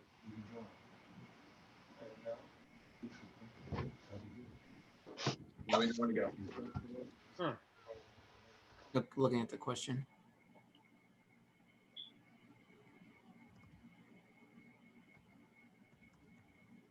All right. Still not there. Wow. All right, you go ahead. All right. An operating system cross-platform compatibility feature allows certain types of data files created on one type of operating system to be seamlessly read and modified on a different operating system type. True or false? An operating system's cross-platform compatibility feature allows certain types of data files created on one type of OS to be seamlessly read and modified on a different operating system type. I'm gonna say true. Hello. You guys think? Can anyone hear me? Anyone? I mean, Guys? yeah, if you think about like a TXT file, if I give you a TXT file on Windows, same thing on Mac, same thing on Linux, it's gonna work anywhere. Same thing if a zip file, it's all the same. Well, anyway, it's in text files in Windows and text files in, was it Unix or Linux, like It system still works. files? The only difference is that on Linux, it's gonna look a little. It might look a little weird because of the line endings that Windows adds to the end, but you're still gonna be readable. Yeah, but isn't text files system files in Linux? No. No, are you sure about that? File extension doesn't matter in Linux. Just the contents of I the file. thought text files were system files or Nah, in Linux.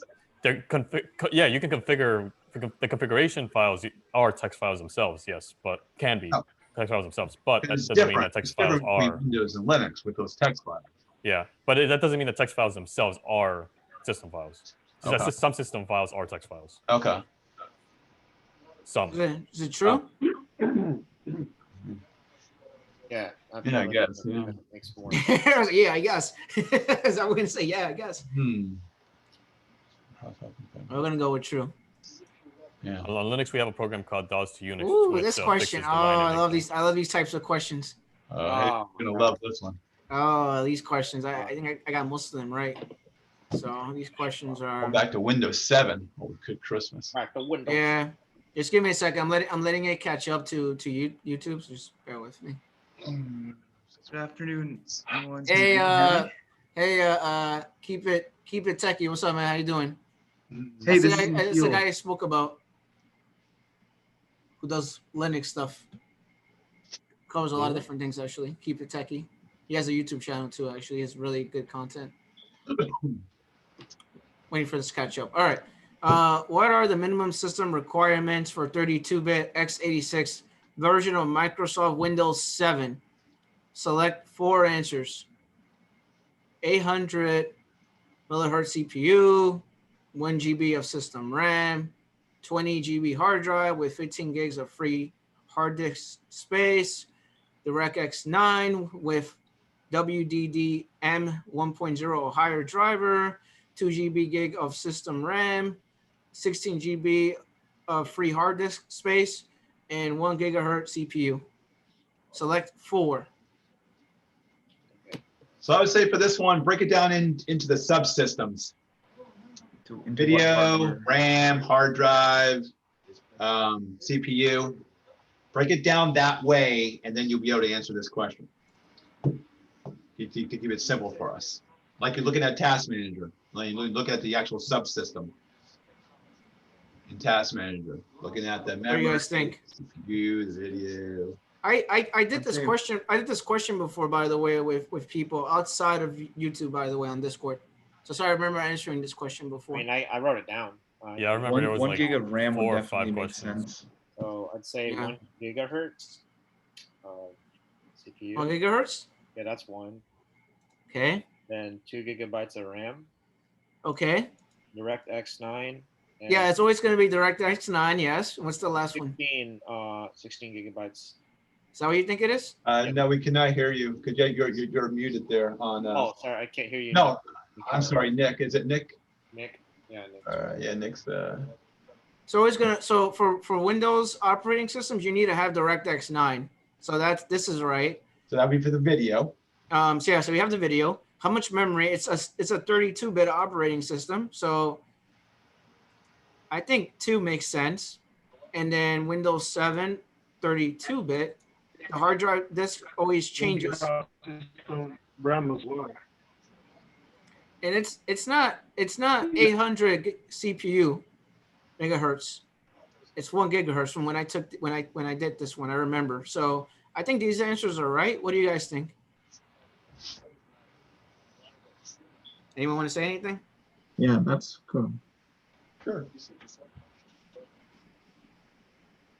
Someone said B, D, F, and G. Not sure about that.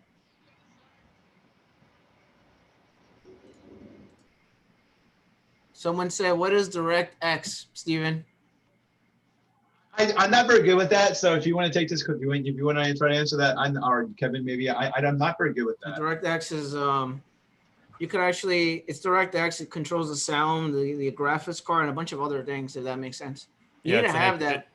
It's an API to the graphics portion. We'll just call it the graphics processing part of your computer. We'll call it that. So, Yeah. I don't, if you don't mind me asking, so is the video kind of like DirectX? So if you play video games, you would know what DirectX. Remember when you play a video game, it says must have DirectX 9 or higher. You know what I'm talking about? Oh, okay. You know how you play video games and stuff like that? Yeah.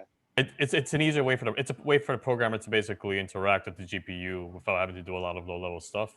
Provide some abstractions and stuff, so they can actually communicate with the GPU and do certain calculations and whatnot.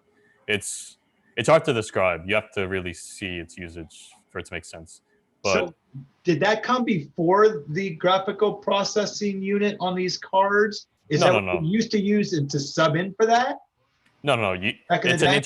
It's an interface between the programmer and the GPU. Oh, okay. Can anyone hear me? This is Nikhil. I hear you now, yeah. Hear you now. Oh, awesome. How's it going, everyone? Good. Thank you for having me, and I'm one of the members of the server. Cool. Welcome, man. How are you? I'm doing well. I was one of the guys with the errors with my Zoom, but doing well, and yeah. I wanted to show him what I'm talking about. Let me see if I could open it up. Just give me a second. I'm trying to open something. Here we go. Awesome. I think I remember seeing that thing back in the day. I got it. I opened it. I'm trying to open this. Diag. Do you see this?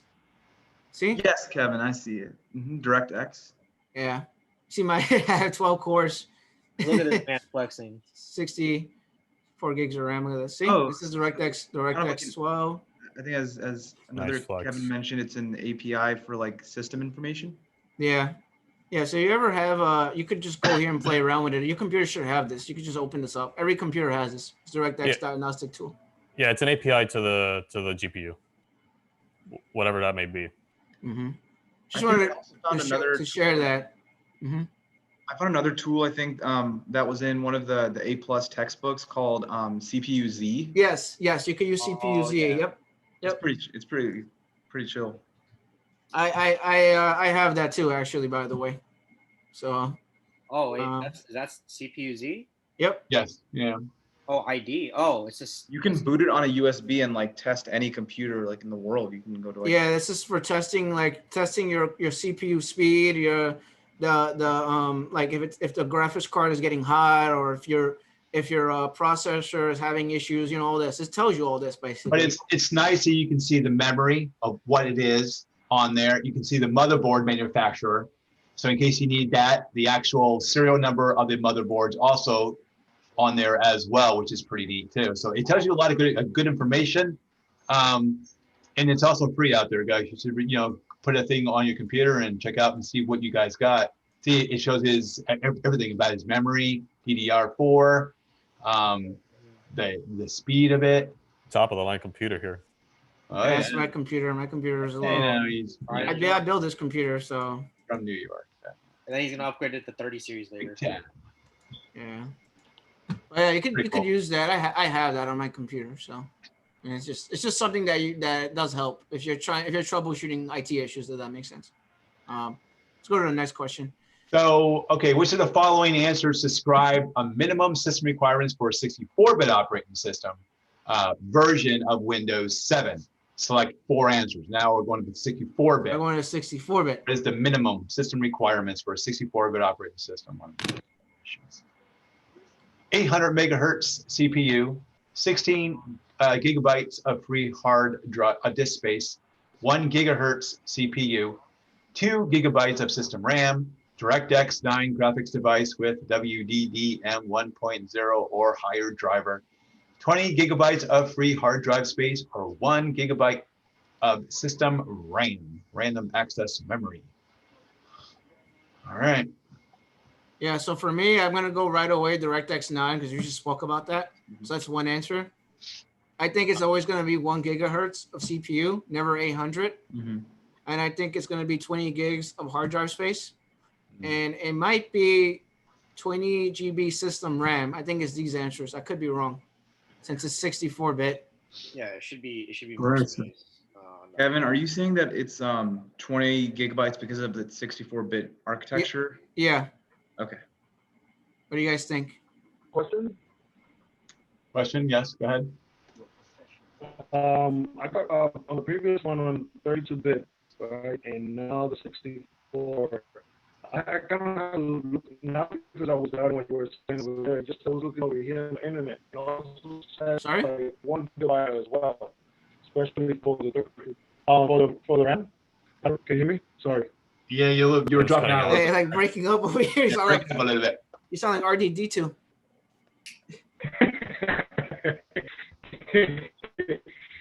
I was looking at the web. Do you hear me that word? Hey, breaking up.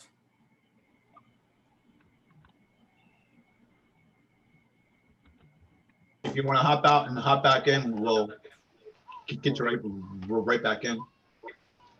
Perfect. What would be the difference between 1 gigahertz and 800 megahertz? Yeah, you don't. I never seen 800 on the requirements for Windows 7 and Windows 10. So that's why I don't click that one. I seen 1 gigahertz of CPU. So for me, it's these answers, these 4 answers. Unless someone else wants to say something else, I'm not sure. What do you guys think?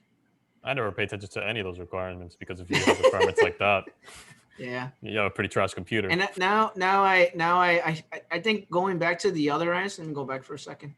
See this one where it says 2 GB RAM? I might change this to 1 gigabyte of RAM. What do you think? I think because 2 it's gigabytes is like 32-bit. That's for 64-bit. So I'm going to change that answer and come back to this one and click on these 4 answers. What do you guys think? I still think it should be 2 gigabytes. You guys agree with me? Are you guys just agreeing to agree? I disagree. I still think it should be 2 gigabytes of RAM for the. I feel like if you have a better architecture, you need more RAM and accessible memory for all your software and applications and whatnot. well, you don't. It's not that you need it as much as that you can have it in a way. So then the developers, the operating system developers, could probably get looser with how they do certain things, or I don't know. Because remember, 32 gigabytes, the maximum. 32-bit is the maximum is 4 gigabytes of RAM, but with 64 bits, they can do whatever they want because there is no maximum. Right. Go to the Okay, next. cool. Go to the next question. I'm just guessing. I don't know. Hell no. It's just okay. Physical address extension PAE is a memory management feature that allows 32-bit CPUs to use more than 4 gigs of physical memory.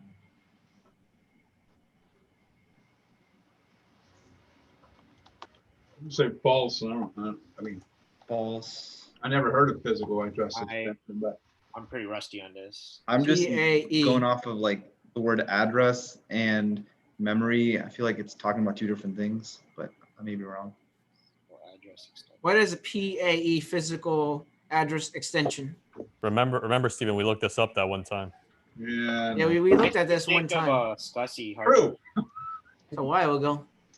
Well, I'll have to go with false. That's just going off my instinct and the context of the question. People are saying I never even heard of that. you know, what did they do back in the day when they needed to go more higher on a 32-bit operating system, like a server or something like that, more than 4 gigs? Did they do any tweaks like this to up it, to get more memory in there? Good You know what I question. mean? Like what? Write better software that uses less RAM. There we go. That's the answer. That's the answer? Ever. Write more efficient software. No, I mean, And then slave them all together into save a bunch of machines I together think into one. this is true. I'm gonna go with true for this I'll one. say true since Kev said something about it. Yeah, we'll go true. Use IPC to share memory amongst all the computers. I go with true. 'Cause I seen this before. Go with true. People are saying true in chat as well. I'm gonna go with true. I'm gonna go with true because I seen this answer before and I answered true before this answer. I remember doing this exam. Yeah, I remember because all of us I were don't so know. confused. We didn't know what it was, and we looked it up. Yeah, we had a debate on it. I remember we spoke about it. So I'm gonna go with true for that one. Now this one is different. This is a little different, but it's okay. So waiting for it to catch up on you. And also what JXR says with the page file and also the swap file. Those two things come into play when the memory overflows, but those things are pretty slow. Oh yeah, Really and that slow. can lead to an issue called disk thrashing. All right, Steven. All right. The type of feature, a type of feature used by CPUs for isolating areas of memory to prevent the execution of code from non-executable memory locations is known as data loss prevention, or DLP, non-execute bit, NX bit, error correcting code at ECC, or physical address extension, PAE. I'm gonna go with NX bit. Isolating areas of memory. That's what people are saying in chat, and I'm gonna go with that too because I've seen that answer before. I've seen it. I've heard of error correcting code with like parity. Parity, yes, I heard. I may that be too. totally off. Like that might not even be related to this. But, No, it's not. I know what you're talking about. but I've never heard of like DL. I haven't heard of NX bit at all. Yeah. NX. Yeah, and also it says that in the right. You see non-executable, no execute. You know, this prevent execution, non-execute bit. You read that? We see what he's talking about. What Kevin's talking about. Yeah. I'm just thankful I didn't put DEP. That wouldn't go If you put the wording of it, prevent the execution code. Yeah, no. Sure. Right there, right on this says non-executable memory. So then no execute. So this is like a common sense, like basis on. Not really based on. It could be based on the wording there. No, that would be how you would guess if you didn't know the actual answer. Yeah, you gotta look at the. Sometimes the question gives you the answer if you read it. That makes sense. Because they know they don't expect you to memorize all these things. They know that, so they sometimes give you a little bit of a hint in the. Yeah, you'll throw a little hint in there for you, just so you know. Oh, here we go again with this goddamn question. There we go. Yeah. Give me a second. What is the application? Oh. Just bear with me. It's catching up on YouTube. Just bear with me. And the easy one for this question is to what's it called? To eliminate the answers that aren't it.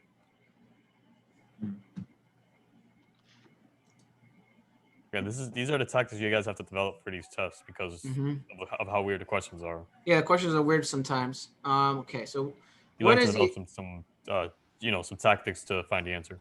And so sometimes for some of these questions, you may have probably answered it already in a question beforehand. So it makes sense once you do one. It's like some questions come back to the other ones, if that makes sense. Sometimes that does happen. So, what is the application of non-execute bit, NX bit? Party checks, malware protection, biometric authentication, data backups. I think D for Delta. B for malware protection. People are saying 2 over here and malware protection in chat box.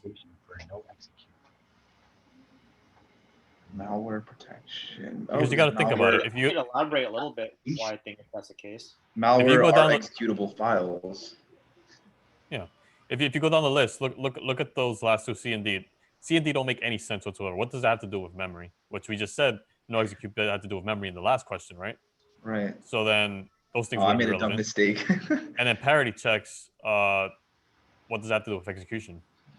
Yeah, it's nothing to do with that. The ECC code. I see what you're getting at on that. You see, yeah, it's nothing to do with it. It has to be malware protection. Gotcha. That's all about process of elimination. Yeah, just do process of elimination. This is biometric authentication. This has nothing to do with it. it doesn't make any So sense. then, I guess what the question you got to ask yourself: what would be an application in this? I mean, malware protection is an application, right? Mhm. Does that Yep. make No, no, sense? it doesn't mean an antivirus. It means like protecting from malware Protecting. running. Yeah, But exactly. as far as that, but that is an application though you run, right? That's an application that gets installed. No, because like yeah, malware itself Right. is an application, but they mean like so in security there's something you can do where you can overflow the memory that's assigned to the program, and then put your malware into that location of memory, and then execute that memory and do bad things. So you can prevent that malware, even if they can get the malware onto the system. If you can prevent that from running, then you're good. Mhm. Okay. All right, next question. Want you to do it? Yep. Ready? Yep. Which of the following is a complementary instruction set that extends the capabilities of a central processing unit? RISC, SSE2, EIDE, SSID. SSID. That answer though.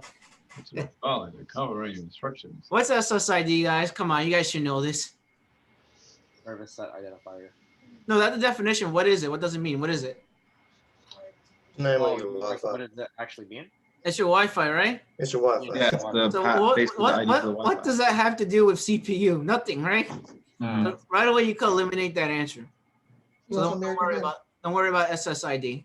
So let's get rid of that answer. Just kick that answer out the We window. got So the it's not service set identifier, that's gone.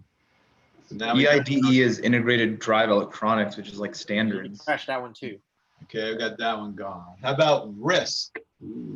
Reduce. I don't know, so I would eliminate it. RISC. Yeah, Never heard of RISC. somebody said reduce instruction set. So then it says extends the capabilities, and then in the name it says reduced. So that would. Use instruction. They're opposites, literally opposite.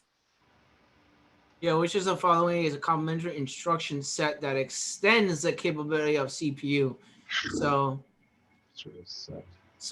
obviously we did process of elimination. So SSID has nothing to do with this. There's nothing to do with CPU. Just kick that out the window. Yes. It comes down to Mr. R or Mr. S. Yep, either A or B. Yeah, we just said, and like we said, reduced, and then this says Use extends. instruction. They're opposites.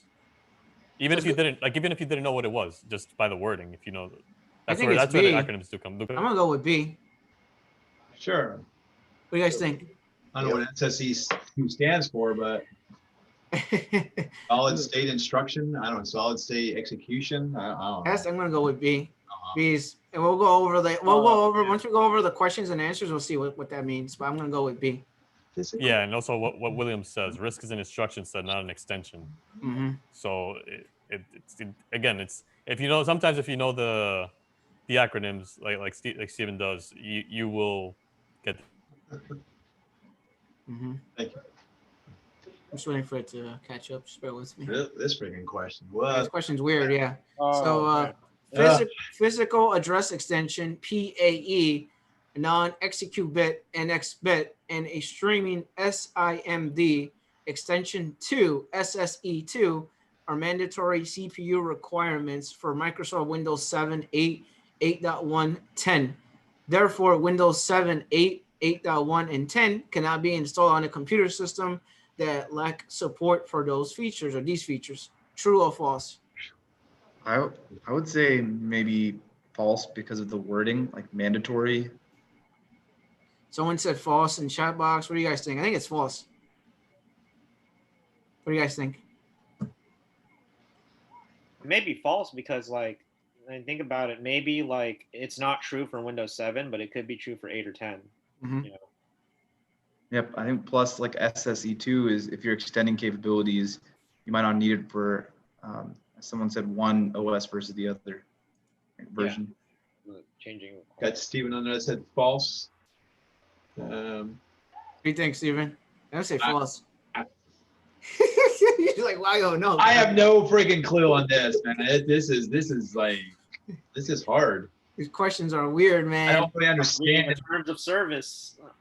it is again a different kind of. You're I'm sitting gonna in a different seat say here. I'm gonna say false. true. You say true? Yeah, that mandatory is throwing me off because Yeah, it's the mandatory part. Yeah.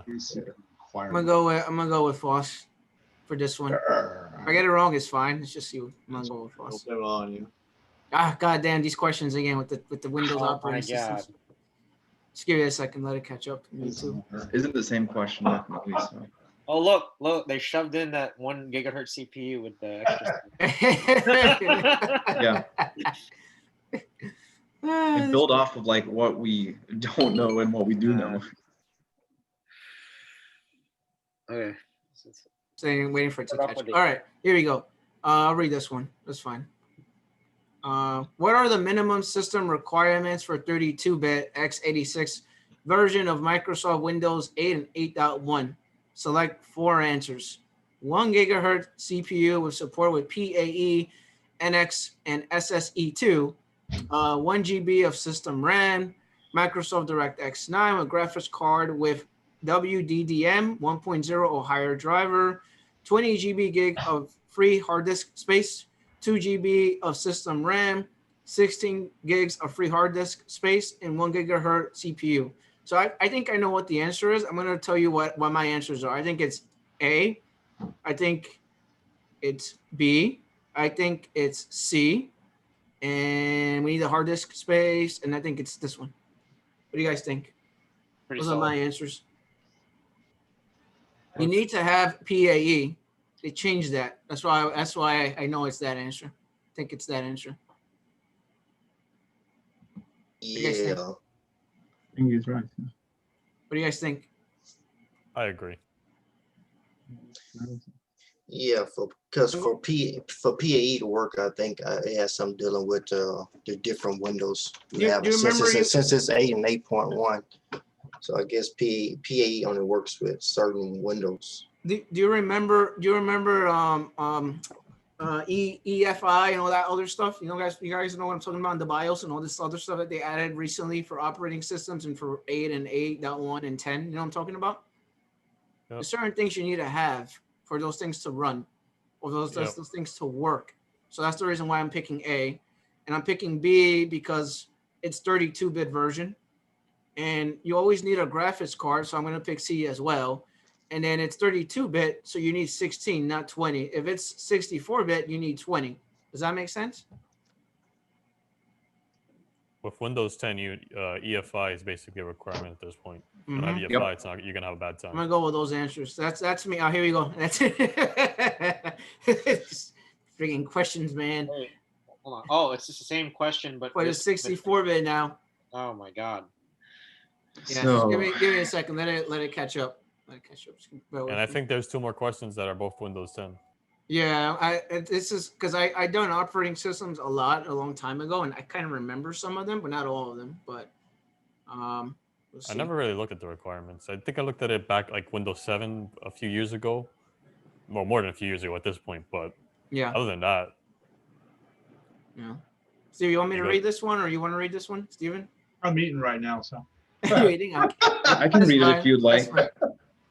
All right. So, which of the following are the minimum system requirements for 64-bit x64 version of Microsoft Windows 8 and 8.1? Select 4 answers: 1 gigahertz CPU, 2 GB RAM of system RAM, Microsoft DirectX 9 with WDDM 1.0 or higher, 20 GB of free hard disk space, 1 GB of system RAM, 24 GB of free hard disk space, 1 gigahertz CPU with support of PAE NX SSE2. So I'm going to go with this one, 64-bit, right? I'm going to go with this one. I'm going to go with this one, and I'm going to go with this one. We need DX9. Yeah.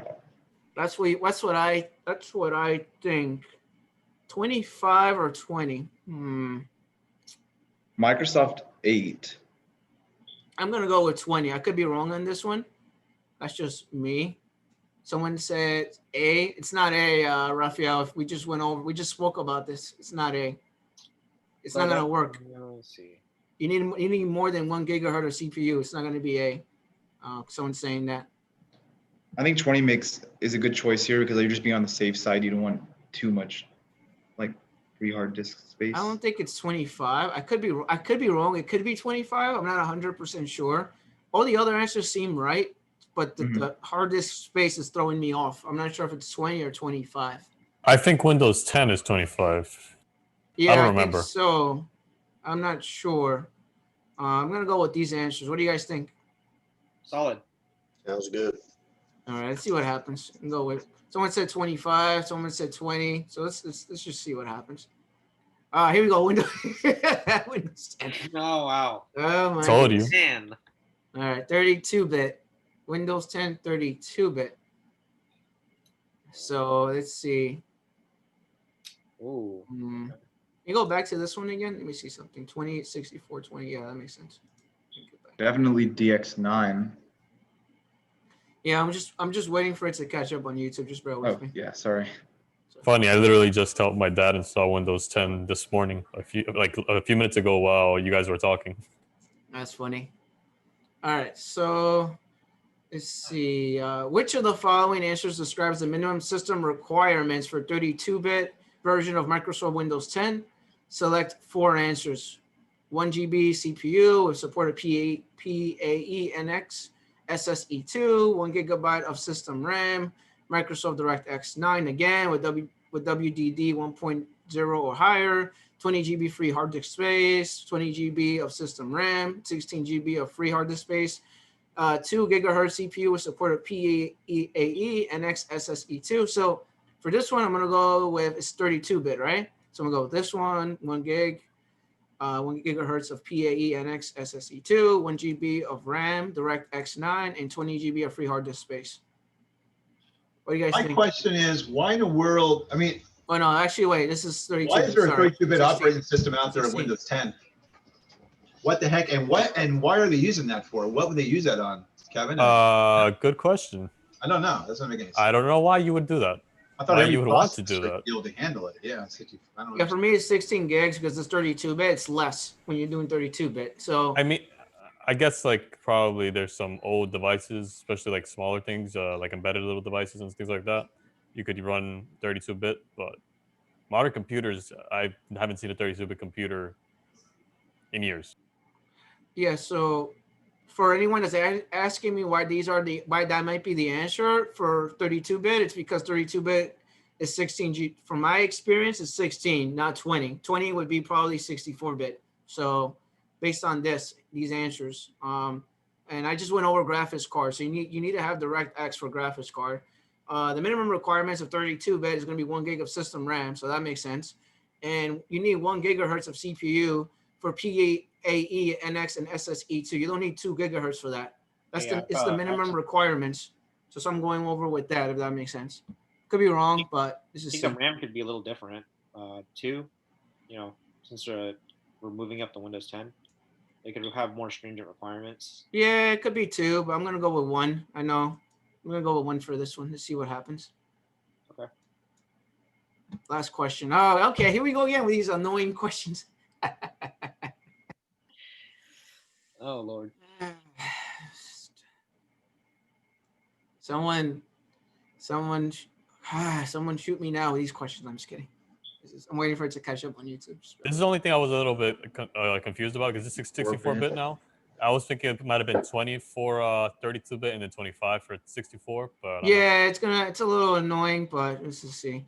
What are the minimum system requirements for 64-bit version of Microsoft Windows 10? 64-bit now, guys. 1 GB gigahertz with support of PAE, NX, and SSE2. I'm gonna go with this. 2 GB system RAM. Let me see the other ones. Yeah, it's gonna be this one. Microsoft DirectX 9. DX9. Graphics to WWD 110 higher. Yep. Yep. GB free disk 20. Maybe it might be that one. I might be wrong. We could also say 25. I mean, Yeah, I don't know if it's this one or this You don't one. know. 1 GB of system RAM, 25 GB free disk, and 2 gigahertz. You don't need 2 gigahertz for this. So I think it's A, B, C, D. I'm not sure about. It could be 25 or 20. I'm not 100% sure. So I'm gonna go with 20. Like this, Windows 10 is gonna run so bad. It's not even funny. You're gonna wish you're just gonna buy a new computer at this point if you install Windows 10 on a computer that's this Minimum specs. versus recommended requirements. This is minimum system required. I'm gonna go. What do you guys think with these answers? Is this right or wrong? What do you guys think? I think it should be 25. I think it should be 25 too, but I'm a little hesitant, so I'm gonna leave it at 20 for now. So let's do finish. Oh, look at that. Wow. Okay. All right, so I'm gonna go over the answers right now. I'm just waiting for it to catch up with YouTube. Just bear with me. Just to put some more clarity on this 32-bit Windows 10 thing, I just did a little Google search here, and it came up and it said here, basically, it says, is there a 32-bit version of Windows 10? And then it says Microsoft gives you the 32-bit version of Windows 10 if you upgrade from a 32-bit version of Windows 7 or 8.1. If you had a 32-bit version of Windows 7 or 8.1 installed on your PC and upgrade to Windows 10, Microsoft automatically gives you a 32-bit version of Windows 10. Fascinating. You I get mean, a it makes 32. sense. You get a 32. We all get a 32. I mean, who really needs 32-bit is like only operating CPUs are really old. So if you have something like that, then I probably what happened here. If you have something like that, then it probably whatchamacallit, then it's probably not going to run. Yeah. Like it's not going to meet the other let specs. a freaking truck run over it because it's no good. It's all antiquated equipment. I mean, it's interesting that Microsoft does. I mean, that's very generous of them to do that. I mean, Linux, I get. I have systems that I run that are 32-bit only, and I run Linux on them, and it's fine. But Windows, I would not run Windows 10 on a 32-bit system that doesn't support 64-bit. Like, Yeah, it's just I don't know why you would do that. But you'd be surprised with some companies though. They still run 32-bit agriculture for some applications that they use. So well, the applications, yeah, because there's backwards compatibility built into Windows, and that still works. But the actual computer itself, though, it's interesting. yeah, I'm looking at the answers. We got most of them right actually. Look at this, 32-bit, 4 gigs. Always right on that one. Yeah, none of the above. Look at that. Computer with 64-bit CPU, blah, blah, blah. That's right. False for this one. Examples of workstation operating. Yeah, we just went over this. Mac, Linux. Yep, fine. Slimming based on open source. We got that right. Are not examples of proprietary software. We got that right. Linux and Android. No. Open source mobile OS. Android. Remember we were talking about this? You said Chrome OS. Yeah. Apple proprietary. Proprietary. Yep. iOS. iOS. Ooh, look at that. Oh no. Oh, look at that. Wait, Kevin, did you chime in on this one? Yeah. that makes no sense right there. How can you install Chrome OS on a phone? You can't. Yeah. Oh. There are times where I disagree with the answer on a test bank.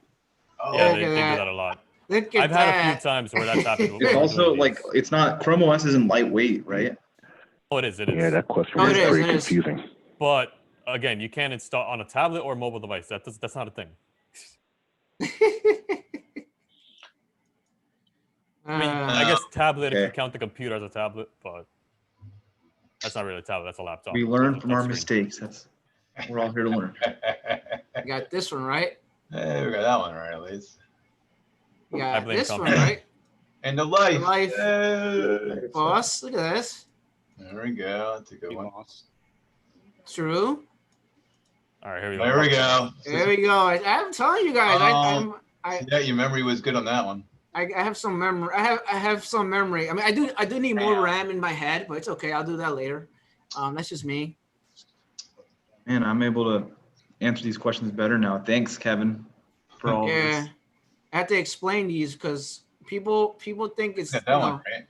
Look at that. Look at this. No execute. Yeah. Good. Malware. Execution. Hey, SSE. Yeah, you guys kick butt with these questions. You know this. Look at this. We've done this before, remember? No, I'm saying them, like the people that are new to IT. People that are joining the Zoom today. You guys did an excellent job. Look at this. that. Look Wow, at this. those are not easy ones either. Yeah, those are not easy ones. That look- It's 16 and 20 for Windows 10. well, we got one wrong. That's it. Oh my god. And one wrong. That freaking one that Kevin. I think maybe you should write this darn company and bitch and moan about it. You know, Which one? Good job, Oh. guys. Yeah, Chrome OS. Good job, guys. Good That job. doesn't make sense. Good job, YouTube and people on Zoom. Good job, guys. You just got one wrong. One wrong, Oni. Amazing. One technically right.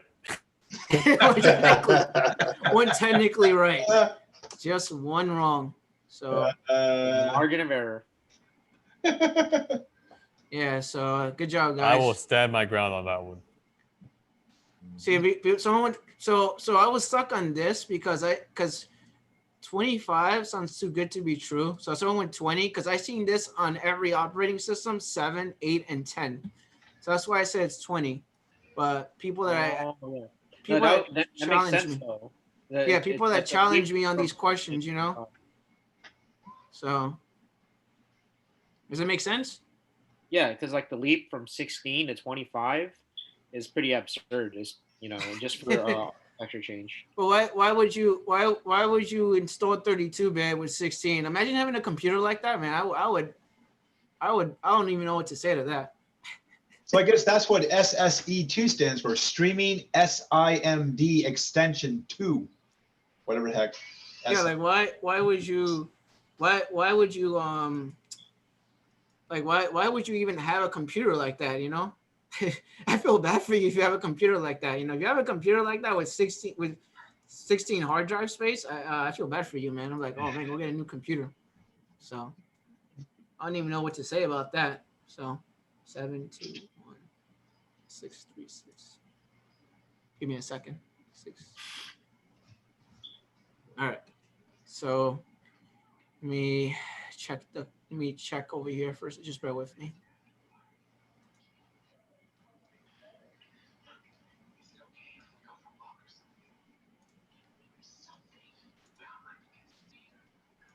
I think Hafa's joining. Yeah, I'm gonna do one more. I'm gonna do one more, and then we're done for today. Okay, guys. Hopefully this is hopefully this is helpful. Is it helping you guys out? Is it helpful? Oh yeah, Definitely, yeah. A lot of I these love are this. the first few chapters that I've read, but I still got a lot in the Myers book. Try to help you guys out because I mean I'm not taking the A+, but it's just to help people that are new to IT, and also it's good for me too because I freshen up on some things that are not, some things that I may not know. I don't know everything. No one knows everything, so it's good to go over these things. So we'll do a short one. We'll do 16 questions. Okay, you guys are ready? Sure. Cloud. I don't think we've done this one yet. Cloud computing. Yes, sir. Cloud computing. All right. So I'm gonna get ready. I'm gonna get ready to read. All right. What is the name of the cloud-based email service provided by Apple? God. Exchange Online, Gmail, iCloud Mail, or Yahoo Mail? iCloud. iCloud. iCloud. iCloud. Why is it not Gmail? That's Google. That's Gmail Google, is that's a not Google Apple. product. Yeah. G for Google. Do you guys think it's Gmail? No. No. Yeah, I'm just trolling you at no, this sir. point. I just want to make sure I'm paying attention. Yeah, exactly. Hi, Sam. Hey, Sam. It's the iPhone Hello. Cloud. Hello, Sam. All right, so Hello, you guys, everyone. it's iCloud Mail. Yahoo Mail is not Apple related. Obviously, Gmail is Google. What's Exchange Online, guys? You guys should know this. What is that? Isn't that Microsoft? Isn't that used for Microsoft Windows? Got it. This might sound dumb, but I always equate Exchange with Outlook. You're very correct. I do that as well too. I'm not sure if that's correct. Yeah, so Exchange Online is when I think of Exchange Online, I think of Office 2016, or I think of just Office products in general, like Outlook and stuff like that. That's what I think of. So Exchange is an Office suite. Exchange Online could be a lot of different things. The terminology could be a lot of different things. Yeah, Exchange is mostly referring to the mail server. Yeah, the mail So, server, yeah. exactly. Email server. Yeah. Okay. Yeah. Is it also for like business purposes and enterprise systems? Yeah. Yeah. Mm-hmm. Let me go to the. Let me wait. I'm waiting for the questions to catch up. So just bear with me. Instead of hosting an Exchange server locally for mail, you just put it. You have it on the cloud, basically. Mm-hmm. Yeah, basically. So, just bear with me. It's catching up with YouTube. I'll read this one more, and I'll start letting you read some of them. All right. So a Gmail is a web-based email service provided by Yahoo, Microsoft, Google, or Apple. Come on, guys. This is easy. Yeah, I say Yahoo. Oh, Googly eyes. Google. Google? Email. I like Apple. You think it's Apple? Sure. We use we use Gmail every day, so it's gonna be Google, obviously. Come on, guys. Obviously, because there's a G in it. Is that what gives it away? There we go. It's an easy question. Yeah, we just discussed this one. Yeah, yep. Got it. Microsoft.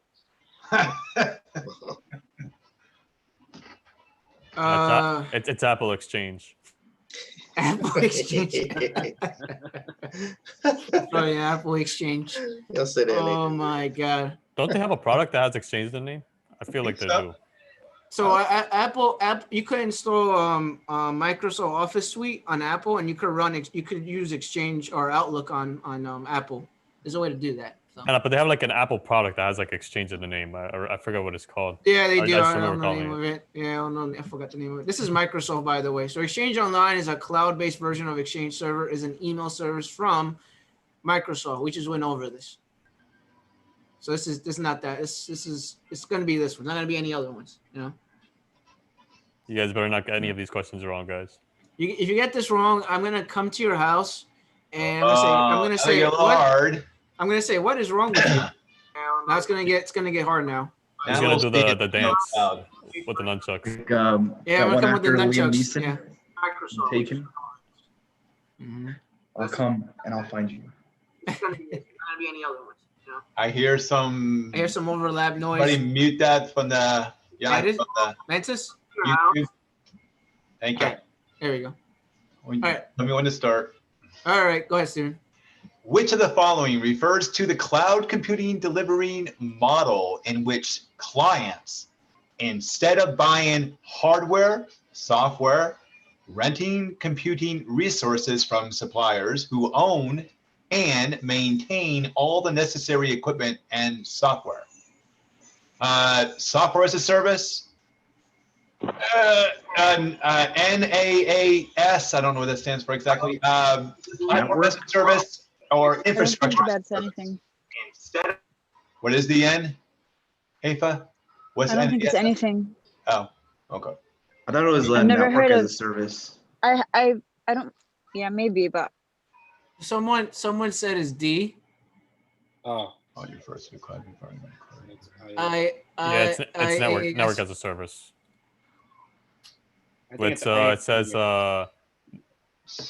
it seems to be exactly what it is. Infrastructure as a service. Yeah. That would be that's the the answer. N would be network, and I think the answer is D. It says network as a service is like usually part of infrastructure as a service. Because let's say if you're in Azure or AWS, they have their own network stack in there integrated. That would be the network as a service, but I don't know what. yeah, I've never heard about it like alone. Do you know what I mean? Like I know SAS, IaaS, and PaaS. Mm-hmm. I mean, I'm sure it's fine, but I'm gonna go with D. What do you guys think? Is that right? I agree. Infrastructure as a service. Yeah, let's go with that. Service. Here we go, Yen. Yeah. These questions. Oh crap. Access to application. Waiting for it to catch up. Just bear with me. I love these questions. Yeah. Mm-hmm. So you want me to read this one, or you want to read it? I can read it if you want. All right. Give me a second. Still catching up. Go ahead now. Okay, a cloud computing service model offering remote access to applications based on a monthly or annual subscription fee is called a platform as a service, software as a service, infrastructure as a service, DASS. Maybe I don't know what that Database? means. Desktop DASS. service. Data Yeah. as service. Database. Service? Is that what it is? It's Okay. software as a service. Is it? Yeah. I would say Is it B? being sassed. Yeah. I would say SaaS. I think so. I know we have a database at my job, and we got to pay them on an annual basis, and you got to just gotta enter your credentials, and boom, you have access to the database. So I'm thinking it's B. We go with B. Oh, here we go again. These questions. This question doesn't work. This question does not work. Well, it does. No, it doesn't work. It doesn't work. Why doesn't it work though? It does. Because there's two answers to this. Well, It not depends on the web really. developer. Yeah. Well, If you remember, Comptia can give like 2 right answers, but they want you to provide The one that's best one. The best one, yeah. But Exactly. there is no Option. best one. well, yeah. Well, actually, well, no, right. I think what I've learned. Okay, well, let's see. All By right, exam Steve. guidelines, I think we would choose one answer, but theoretically, you could argue. Mhm. So, Which of the good. following cloud service types would be the best option for a web developer intending to create an app? DAAS, SAAS, PAAS, LAAS. I'm gonna say platform as a service. right, I agree with you. Platform as a Same. service. Develop the app. better be that. But again, It could be. It could be Because SaaS too. yeah, isn't that what they do when people like yourself or whatever create an application? You want to No, host that put it up there and you do that as a platform. So if Yeah, let's say, like you could do that, but you could also set up your own stack yourself using infrastructure as a I'm service. gonna go with PAAS. Because But- platform as a service, you get your own. The stack is already built for you. But if you're really deploying an app, you could put your own infrastructure. Oh, yeah, but that's not really what it's saying, though. But if I'm talking about from the perspective as a web developer, Well, there's 2 options. Those are the 2 options that people. right, but if you develop an debate. application, you want to get it out there, you're going to create, and you want to put it on a platform. That's why platform as a service exists, right? So you can create, you can host it, put it out there, Yeah. grab, right? No, Yeah. maybe I'm wrong. I don't know. Next question. Next question. Yes, Steven, you can go ahead. Oh, which of the following is a cloud computing deployment model in which the cloud infrastructure is provisioned for open use and use by the general public? General public. The hybrid cloud, the private cloud, the community cloud, the public cloud. It's questions. I don't think it's hybrid or private. Public like cloud? hybrid is like a My money's on Yeah, the it would be. I would think it'd be I like think the Cumulus cloud or something. Or I think it's Cumulus. What do you guys think? I think it's public cloud. public cloud. Oh, the cloud. I think the reason why it couldn't be community is because like it would be a community of select users. This is general public, so I'm gonna go with public cloud. Does Exactly. that make sense? Yes. Yeah. You Yes, would it think, does. yeah. I guess that makes sense. Okay. Waiting for it to catch up. Just bear with me. So it's always good to know acronyms and just what the words mean, because some of these questions get really annoying. You take the exam and stuff like that. So All comes back to my acronyms. yeah. Guys all laugh. Yeah. All right, next question. A hybrid cloud is a type of cloud deployment model consisting of 2 or more interlinked cloud infrastructure types: private, community, or public. True or false? True. I say true. I say true. True. I'm just saying true. Yep. Why isn't that false? I think hybrid. I think Hybrid like means it's more a than mix one. combination. It's combination. Wait, Yeah, hold I'm on. thinking like multiple. APA? So Like hybrid- hybrid's like a chimera. Like, different body parts from different animals. So private, I guess private community, public can be different animals put into like So- one hybrid. I mean, if you get what I'm saying. I absolutely do. So I get from it. my I see- understanding, hybrid is like you can have on-premise and off-prem. Like it That's correct. kind of connects the two. Yes. Yeah, that's one method of hybrid. Yeah, Mhm. but it can be any combination really. Yeah, basically what the question is like any combination of private cloud, public cloud. It's No, I've any, seen- any combination. I seen companies have on-site premise server 2016, and then they have some other stuff inside or outside the cloud, and then it's a combination of a bunch of different things, you know. So because you can run your own cloud service. It's a big thing now. A lot of companies don't want the cloud, quote unquote, but they want to run their own service internally. Yeah, you a lot of big companies do it. that's why I picked True, because that's based on my experience. I seen a combination of a bunch of different things put in an IT environment. So that's why I picked True for that one. Does that make sense? So all right, Ooh. next question. You want to read this, Steven, or? Sure. Which of the following is a cloud computing feature that allows computing resources to be automatically allocated in response to demand? Rapid elasticity, measured service, on-demand service, resource pooling. People are saying A. On This is a demand. hard one. It's C, on demand self-service. On demand. Value allocated. The answer choices On are demand. really confusing. It's on I'm demand. gonna go with A. Elasticity. You gotta go with people. People Automatic say some people are saying A. Some are saying C. What do you think? Measured resource on-demand. Because I know there's a lot of providers that provide an elastic model for computing where it'll, like, if you need more resources, it'll automatically scale up, and then once the demand goes down, it'll automatically reduce the load, reduce the. I'm gonna go with C. It saves money, so you Yeah. don't have to run like max specs the entire time, max resources. I'm thinking of. So You know what just I'm thinking. use You know what what I'm you thinking need. of. I'm thinking of when from a Citrix environment, when someone logs into a desktop and then it allocates that desktop for someone, and then when they log off, it removes that person from the desktop, and then it frees up the desktop to give it to another user, and that's called on-demand service on Citrix. That's my input on that. If that makes sense. I seen I it like in Well, a job if you look environment. at it that way, Kev, though, I mean, on demand is like you're watching TV, that on demand stuff. I want it for me on demand, self service. Are you sure that's not like for a TV thing they're talking about there? I have The No reason I'm idea. saying is because see, it says automatically, so on demand would mean that you would have to intervene. Could be wrong, but we'll see. We'll see what the answer is at the end of the questions. Remember, Kev, like pick that guy. Yeah, no, I remember. I know. I'm with you on C2, Kev.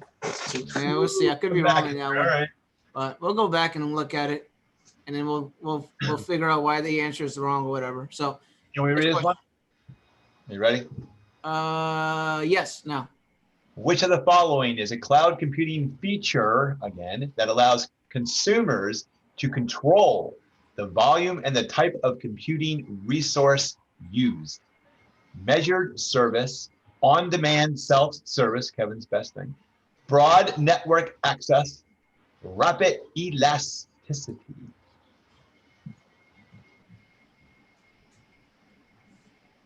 Dun, dun, dun, dun. Which of the I'd have following? to go with rapid elasticity. Volume. what do you guys think?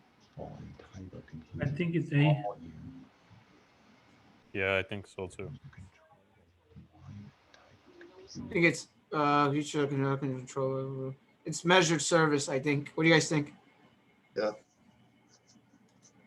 I think it's A. I've never heard of these terms, like the way that they're. That's why I picked this exam. Is complicated. They're weird terms. So For whatever reason, tech people feel the need to overcomplicate things. I don't understand why. yeah. You know what's funny is that when you take the Comptia exam, it's written by the book or the exam is written by people that work in IT. I don't know if That's you the know crazy that. part. That's Yeah, that's really the the crazy crazy part. part. Yeah, that's the crazy Weird part. terms or weird. Yeah, I'm one of those people that overcomplicates at times. Yeah, so yeah, we tend to overcomplicate stuff sometimes. I'm waiting for I'm waiting for it to catch up. Just bear with me. All right. I'll read this one. In cloud computing, the practice of grouping together computing resources and making them available for share access for multiple consumers is referred to as broad network access, measured service, on-demand self-service, resource pooling. D. Because D, I pool think. Yeah. and then group and pool go together. Think so? Sure. Yes. Resource pooling. Computing resources, making them available. Resource pooling. Yeah, resource pooling. Go with resource pooling. What do you guys think that's the right answer? Yeah, I think it's D. D. Yeah, I'm gonna go with resource pooling. Dog. Just wait for it to catch up a little bit. Just bear with me. Some of these questions are weird, man. These questions. Steve, you want to read? This is one of those questions where like we answered it before. Yeah. In cloud computing, the term measured service refers to the billing model in which gaining access to resource does not require payment of a flat fee. Now, this type of billing model allows consumers to be charged valuable rates depending on the exact amount of resources used. Sort of like metering. It's like a meter service, like for printers. I mean, they have a metering service. I think it's true. I would Cloud think computing true, terms too. Yeah, 'cause that's Because if I think about printers, how sometimes they're metered, and depending how much the ink they use or whatever or sheets, 4-color printing and stuff like that, they can pay by that. Companies charge, or vendors charge and stuff like that. So like it's metered. I guess that's measured service, I guess. Same kind of deal.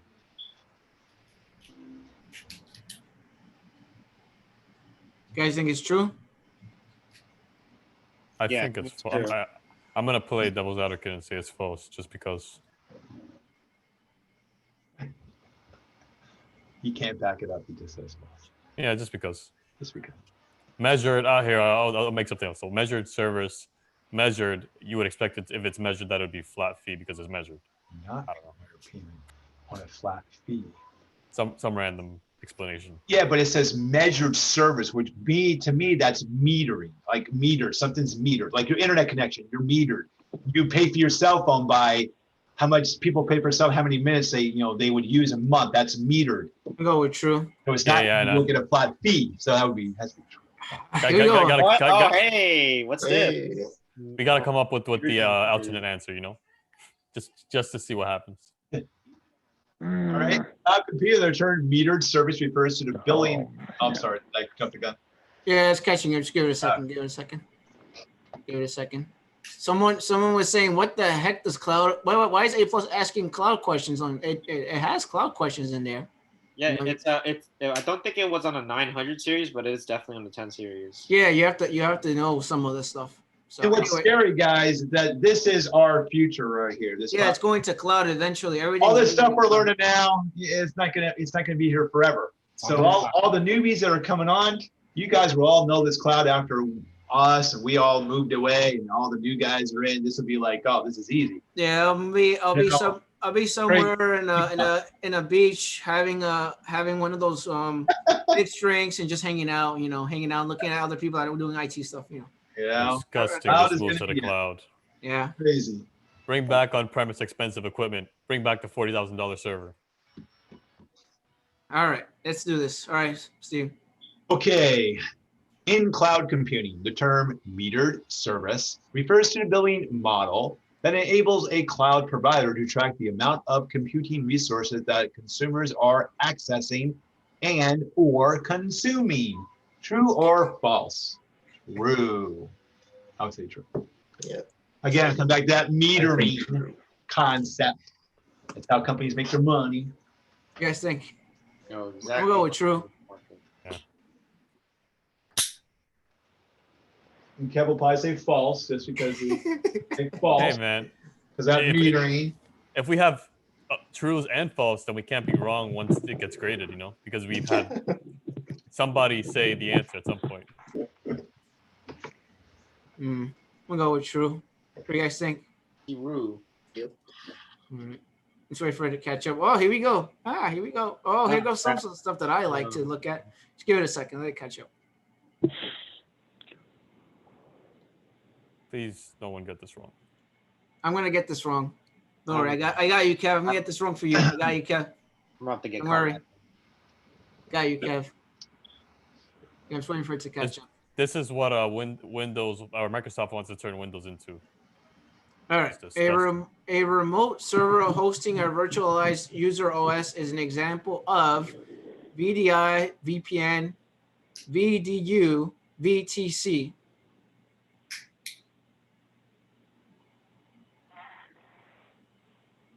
I think it's VDI. I may be wrong with the acronym, but it's like virtualized desktop interface. Virtualized desktop interface, right? That's because VPN virtual private network. VPN is just the network. The network connection, yeah. What'd you say VDI was? Hold on. What'd you say VDI was? A virtual desktop interface. I mean, I could be wrong. I thought it was virtual. No, VDI is like the cable, right? Like that you plug into the. Are you talking about VGA? Oh, VGA. Okay, VDI, not DVI. You have it mostly right. It's the I. The I is what you got it wrong. No, what's the I for? Is it infrastructure? Virtual desktop infrastructure. Interface. Yeah. Oh, infrastructure. Virtual private network. I don't know what VDU is and VTC. It sounds like. Isn't it isn't it desktop user? I think the answer is there's missing HDMI here as an answer. Virtual something. Visual display unit. Yeah. Is that Raj? Yeah. That's all Raj here. Mine just popped in, so. Nice. Yeah, VTC is virtual teleconferencing. Yeah, it won't be there. Oh, here we go. VDI questions again. Let it catch up on you. Just give it a second. Oh man. Hey Kev. I think VDU is has to do with like visual display unit. So it displays images generated by a computer. Yeah, I'm not sure. I have to check. I'm not 100% sure. Yeah, sure. I just Googled it and. Oh, okay. Yeah. I use VDI in my environment a lot, like crazy amount, but it's like a combination of it's a combination of we have a combination of VMware Sphere with Citrix and with a bunch of other things, but VirtualBox. Yeah, it's a lot of different things. Anyway, let's go to this question. So in a persistent VDI, select two answers. Each user runs their own copy of virtual desktop. At the end of a session, the user desktop reverts to its original state. Virtual desktop is shared among multiple users. At the end of a session, user data and personal settings are safe. I think A and C. A and B. A and B. Alpha and Delta. A and D for Active Directory. A and B. I like John, did you just say A and D for Active Directory? Well, yeah, because they're, That's a good one. That's a good one. I like say A and B. What do you guys think? I like A and D because it says persistent. Yeah, that's what I was gonna say. The keyword here is persistent. I think it's A and D. What do you guys think? A and D. Yeah. It won't be C. The C doesn't make any sense. I'm sticking with A and B on this one. That's my pick because as far as what I learned, I think it doesn't save anything because it gets released back to the server. So it's a Citrix kind of like deal kind of thing. I think it's A and B, but it doesn't save anything because that would be stupid. That's not what it's there for. That's not what the purpose of it is. This is persistent VDI. Well, maybe. Yeah, maybe. We go maybe, yeah, if you want to get technical. Maybe. Okay, here we go. Now I get the beef about this one. A and B for this one, yeah. right, just give it a second. Oh, yeah, it's A and B. Yeah, just give it a second. Let it catch up. We said A and B as in boy. Yeah, A and B. Wait. Yeah. Okay, that's what I'm saying. Yep. Yes. Yep. Yep. This is Waiting, just waiting, like I'm the waiting writer's for library. That's why you I'm don't waiting say for it this. to catch up. You All right, always there we right go. on one of them. I just had to pick the. Which of the following describe the characteristics of a non-persistent VDI? Select two answers. At the end of a session, the user's desktop reverts to the original state. I think that's A. You see, I said A and B, right? Each user runs their own copy of virtual desktop. At the end of a session, user data's personal settings are saved. Virtual desktop is shared among multiple users. A and B for me. A and B. Alpha, Bravo. See, I told you it was A and B. Yeah, he said all along. One off. You just jumped ahead of us. I was one question off. Got clairvoyant over here. I was one question off. All right, here we go. Here we go. The moment of truth. Ah, clown mail. Moment of truth. About to get roasted. Someone's gonna get roasted right now. No, I'm just kidding. Let me stop. I'm waiting for it to, I'm waiting for it to catch up on YouTube. Just bear with me. Moment of truth to see who got the answers wrong and who got the answers right. No, you don't have to wait because they don't have to answer anymore. About to be a. It'll catch up. It'll barbecue catch here. up, and then they'll just see like the. Exchange online. IaaS. Service. SaaS. Service. PaaS. Platform as a service. There you go. Yeah. Public cloud. Cloud. Oh, whoa. Wow, what the heck? Oh, so he was right. Rapid elasticity. It's like I'm telling you, it's so you don't have to, because let's say you need your program runs with 2 gigabytes of memory, but then suddenly you got a ton of users and now you need 8 gigabytes of memory. Ooh, look at that. You don't want to pay for 8 gigabytes the entire time. Oh, look at this. Oh yeah. So why wouldn't it be resource pooling for that? Pool. The type of Where's volume. No, because pooling is the other thing that we. So I said was earlier. right on that. Wait. Was that the one I was right on? Wait. Well, which one did I question that on? On demand. No, there was the other one. Yeah, we mixed it up. So I got 2 wrong. Damn, we all don't know our cloud, man. Wow. Donnie should be very, very upset with us. Resource pooling. Okay, that's good. At least you got that one. Okay, yeah. Up. Damn! Oh, I just guessed at that. I straight Oh, up just Kevin got guessed. that right. You gotta be kidding me. It was a wild shot in the dark. Kevin got that right.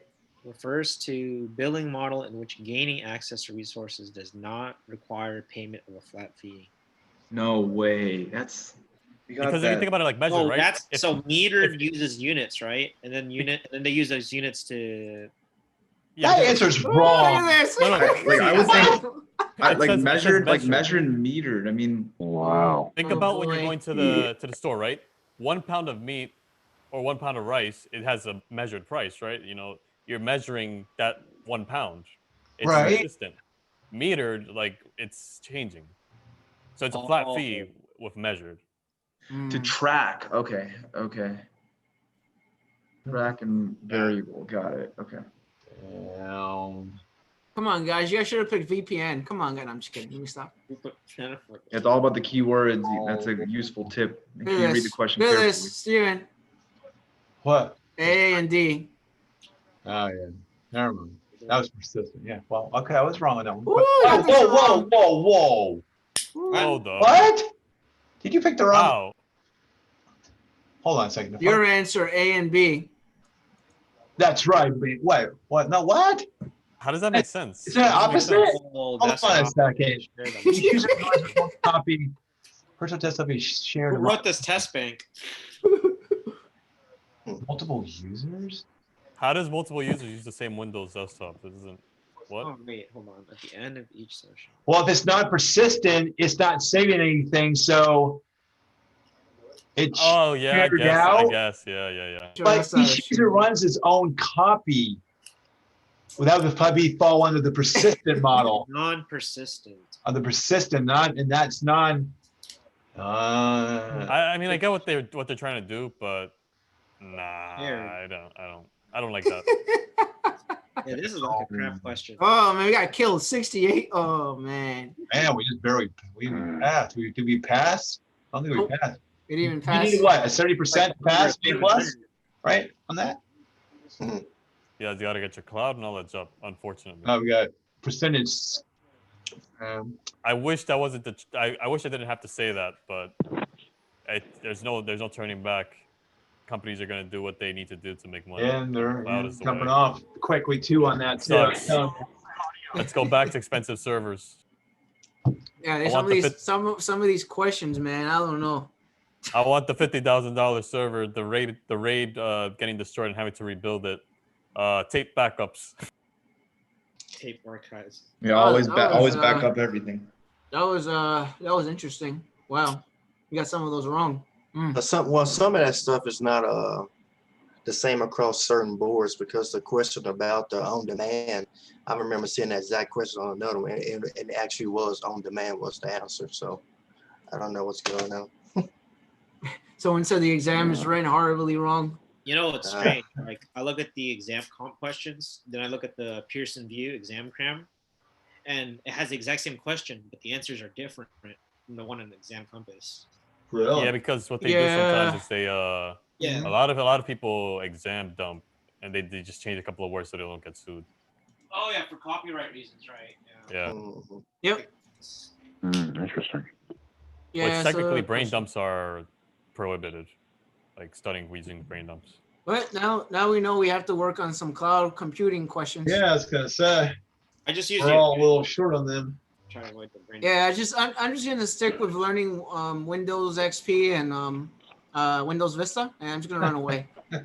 That's just me. Brought up Vista. I had a client bring in a computer, and then they wanted us to upgrade it to Windows 10, but oh no.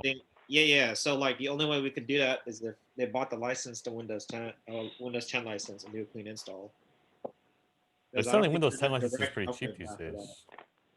I don't know how these people are getting these licenses so cheap that they could sell them, because they're legal licenses. I don't understand how that works. They're cracked volume licenses, or they're excess. I don't know. That's probably what I think. No, like these are like straight up legal licenses. They're like reselling them. I don't know if they get like the OEM, like if they get like a cheaper price through that, or I don't know what. Oh yeah, if you're a corporation, you can get bulk pricing. That's how you get so cheap. Because the volume licensing, that I know for sure.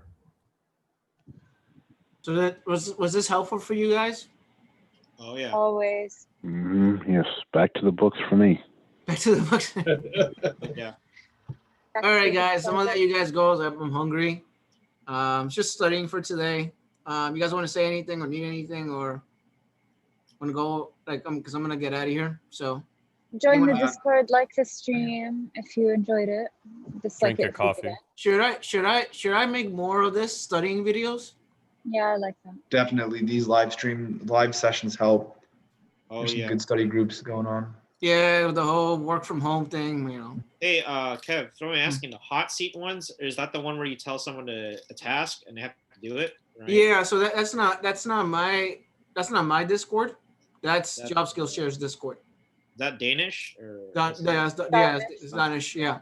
Yep. Oh. Okay. Oh, how do you pronounce the name? Danish? We do live study. We do other study sessions. Danish. Yeah. Oh, I thought it's Danish. Okay. Yeah, that's not my channel or my Discord. That's his Discord. But I jump on different Discords every time. I jump on so you will see me jump on Professor Messer's stuff. I go at IT career questions. Sometimes I jump on Danish's channel. I jump on a lot of different channels. I'm all over the place. Yeah, Job Skills Share and Kevtech are one and the same on Discord, basically. I was gonna say if you guys also like sometimes like we the people not Kevin or Danish, but like we do live sessions like kind of like this, but they're not like as big. So I like study sessions. Yeah, they do. And during the week, and then we talk, like we not advertise, but like we announce them on like the Kevin's Discord and the Job Skill Share. Oh, so yeah, you're always welcome to come to those too. Yeah, we do like training and studying like outside of YouTube.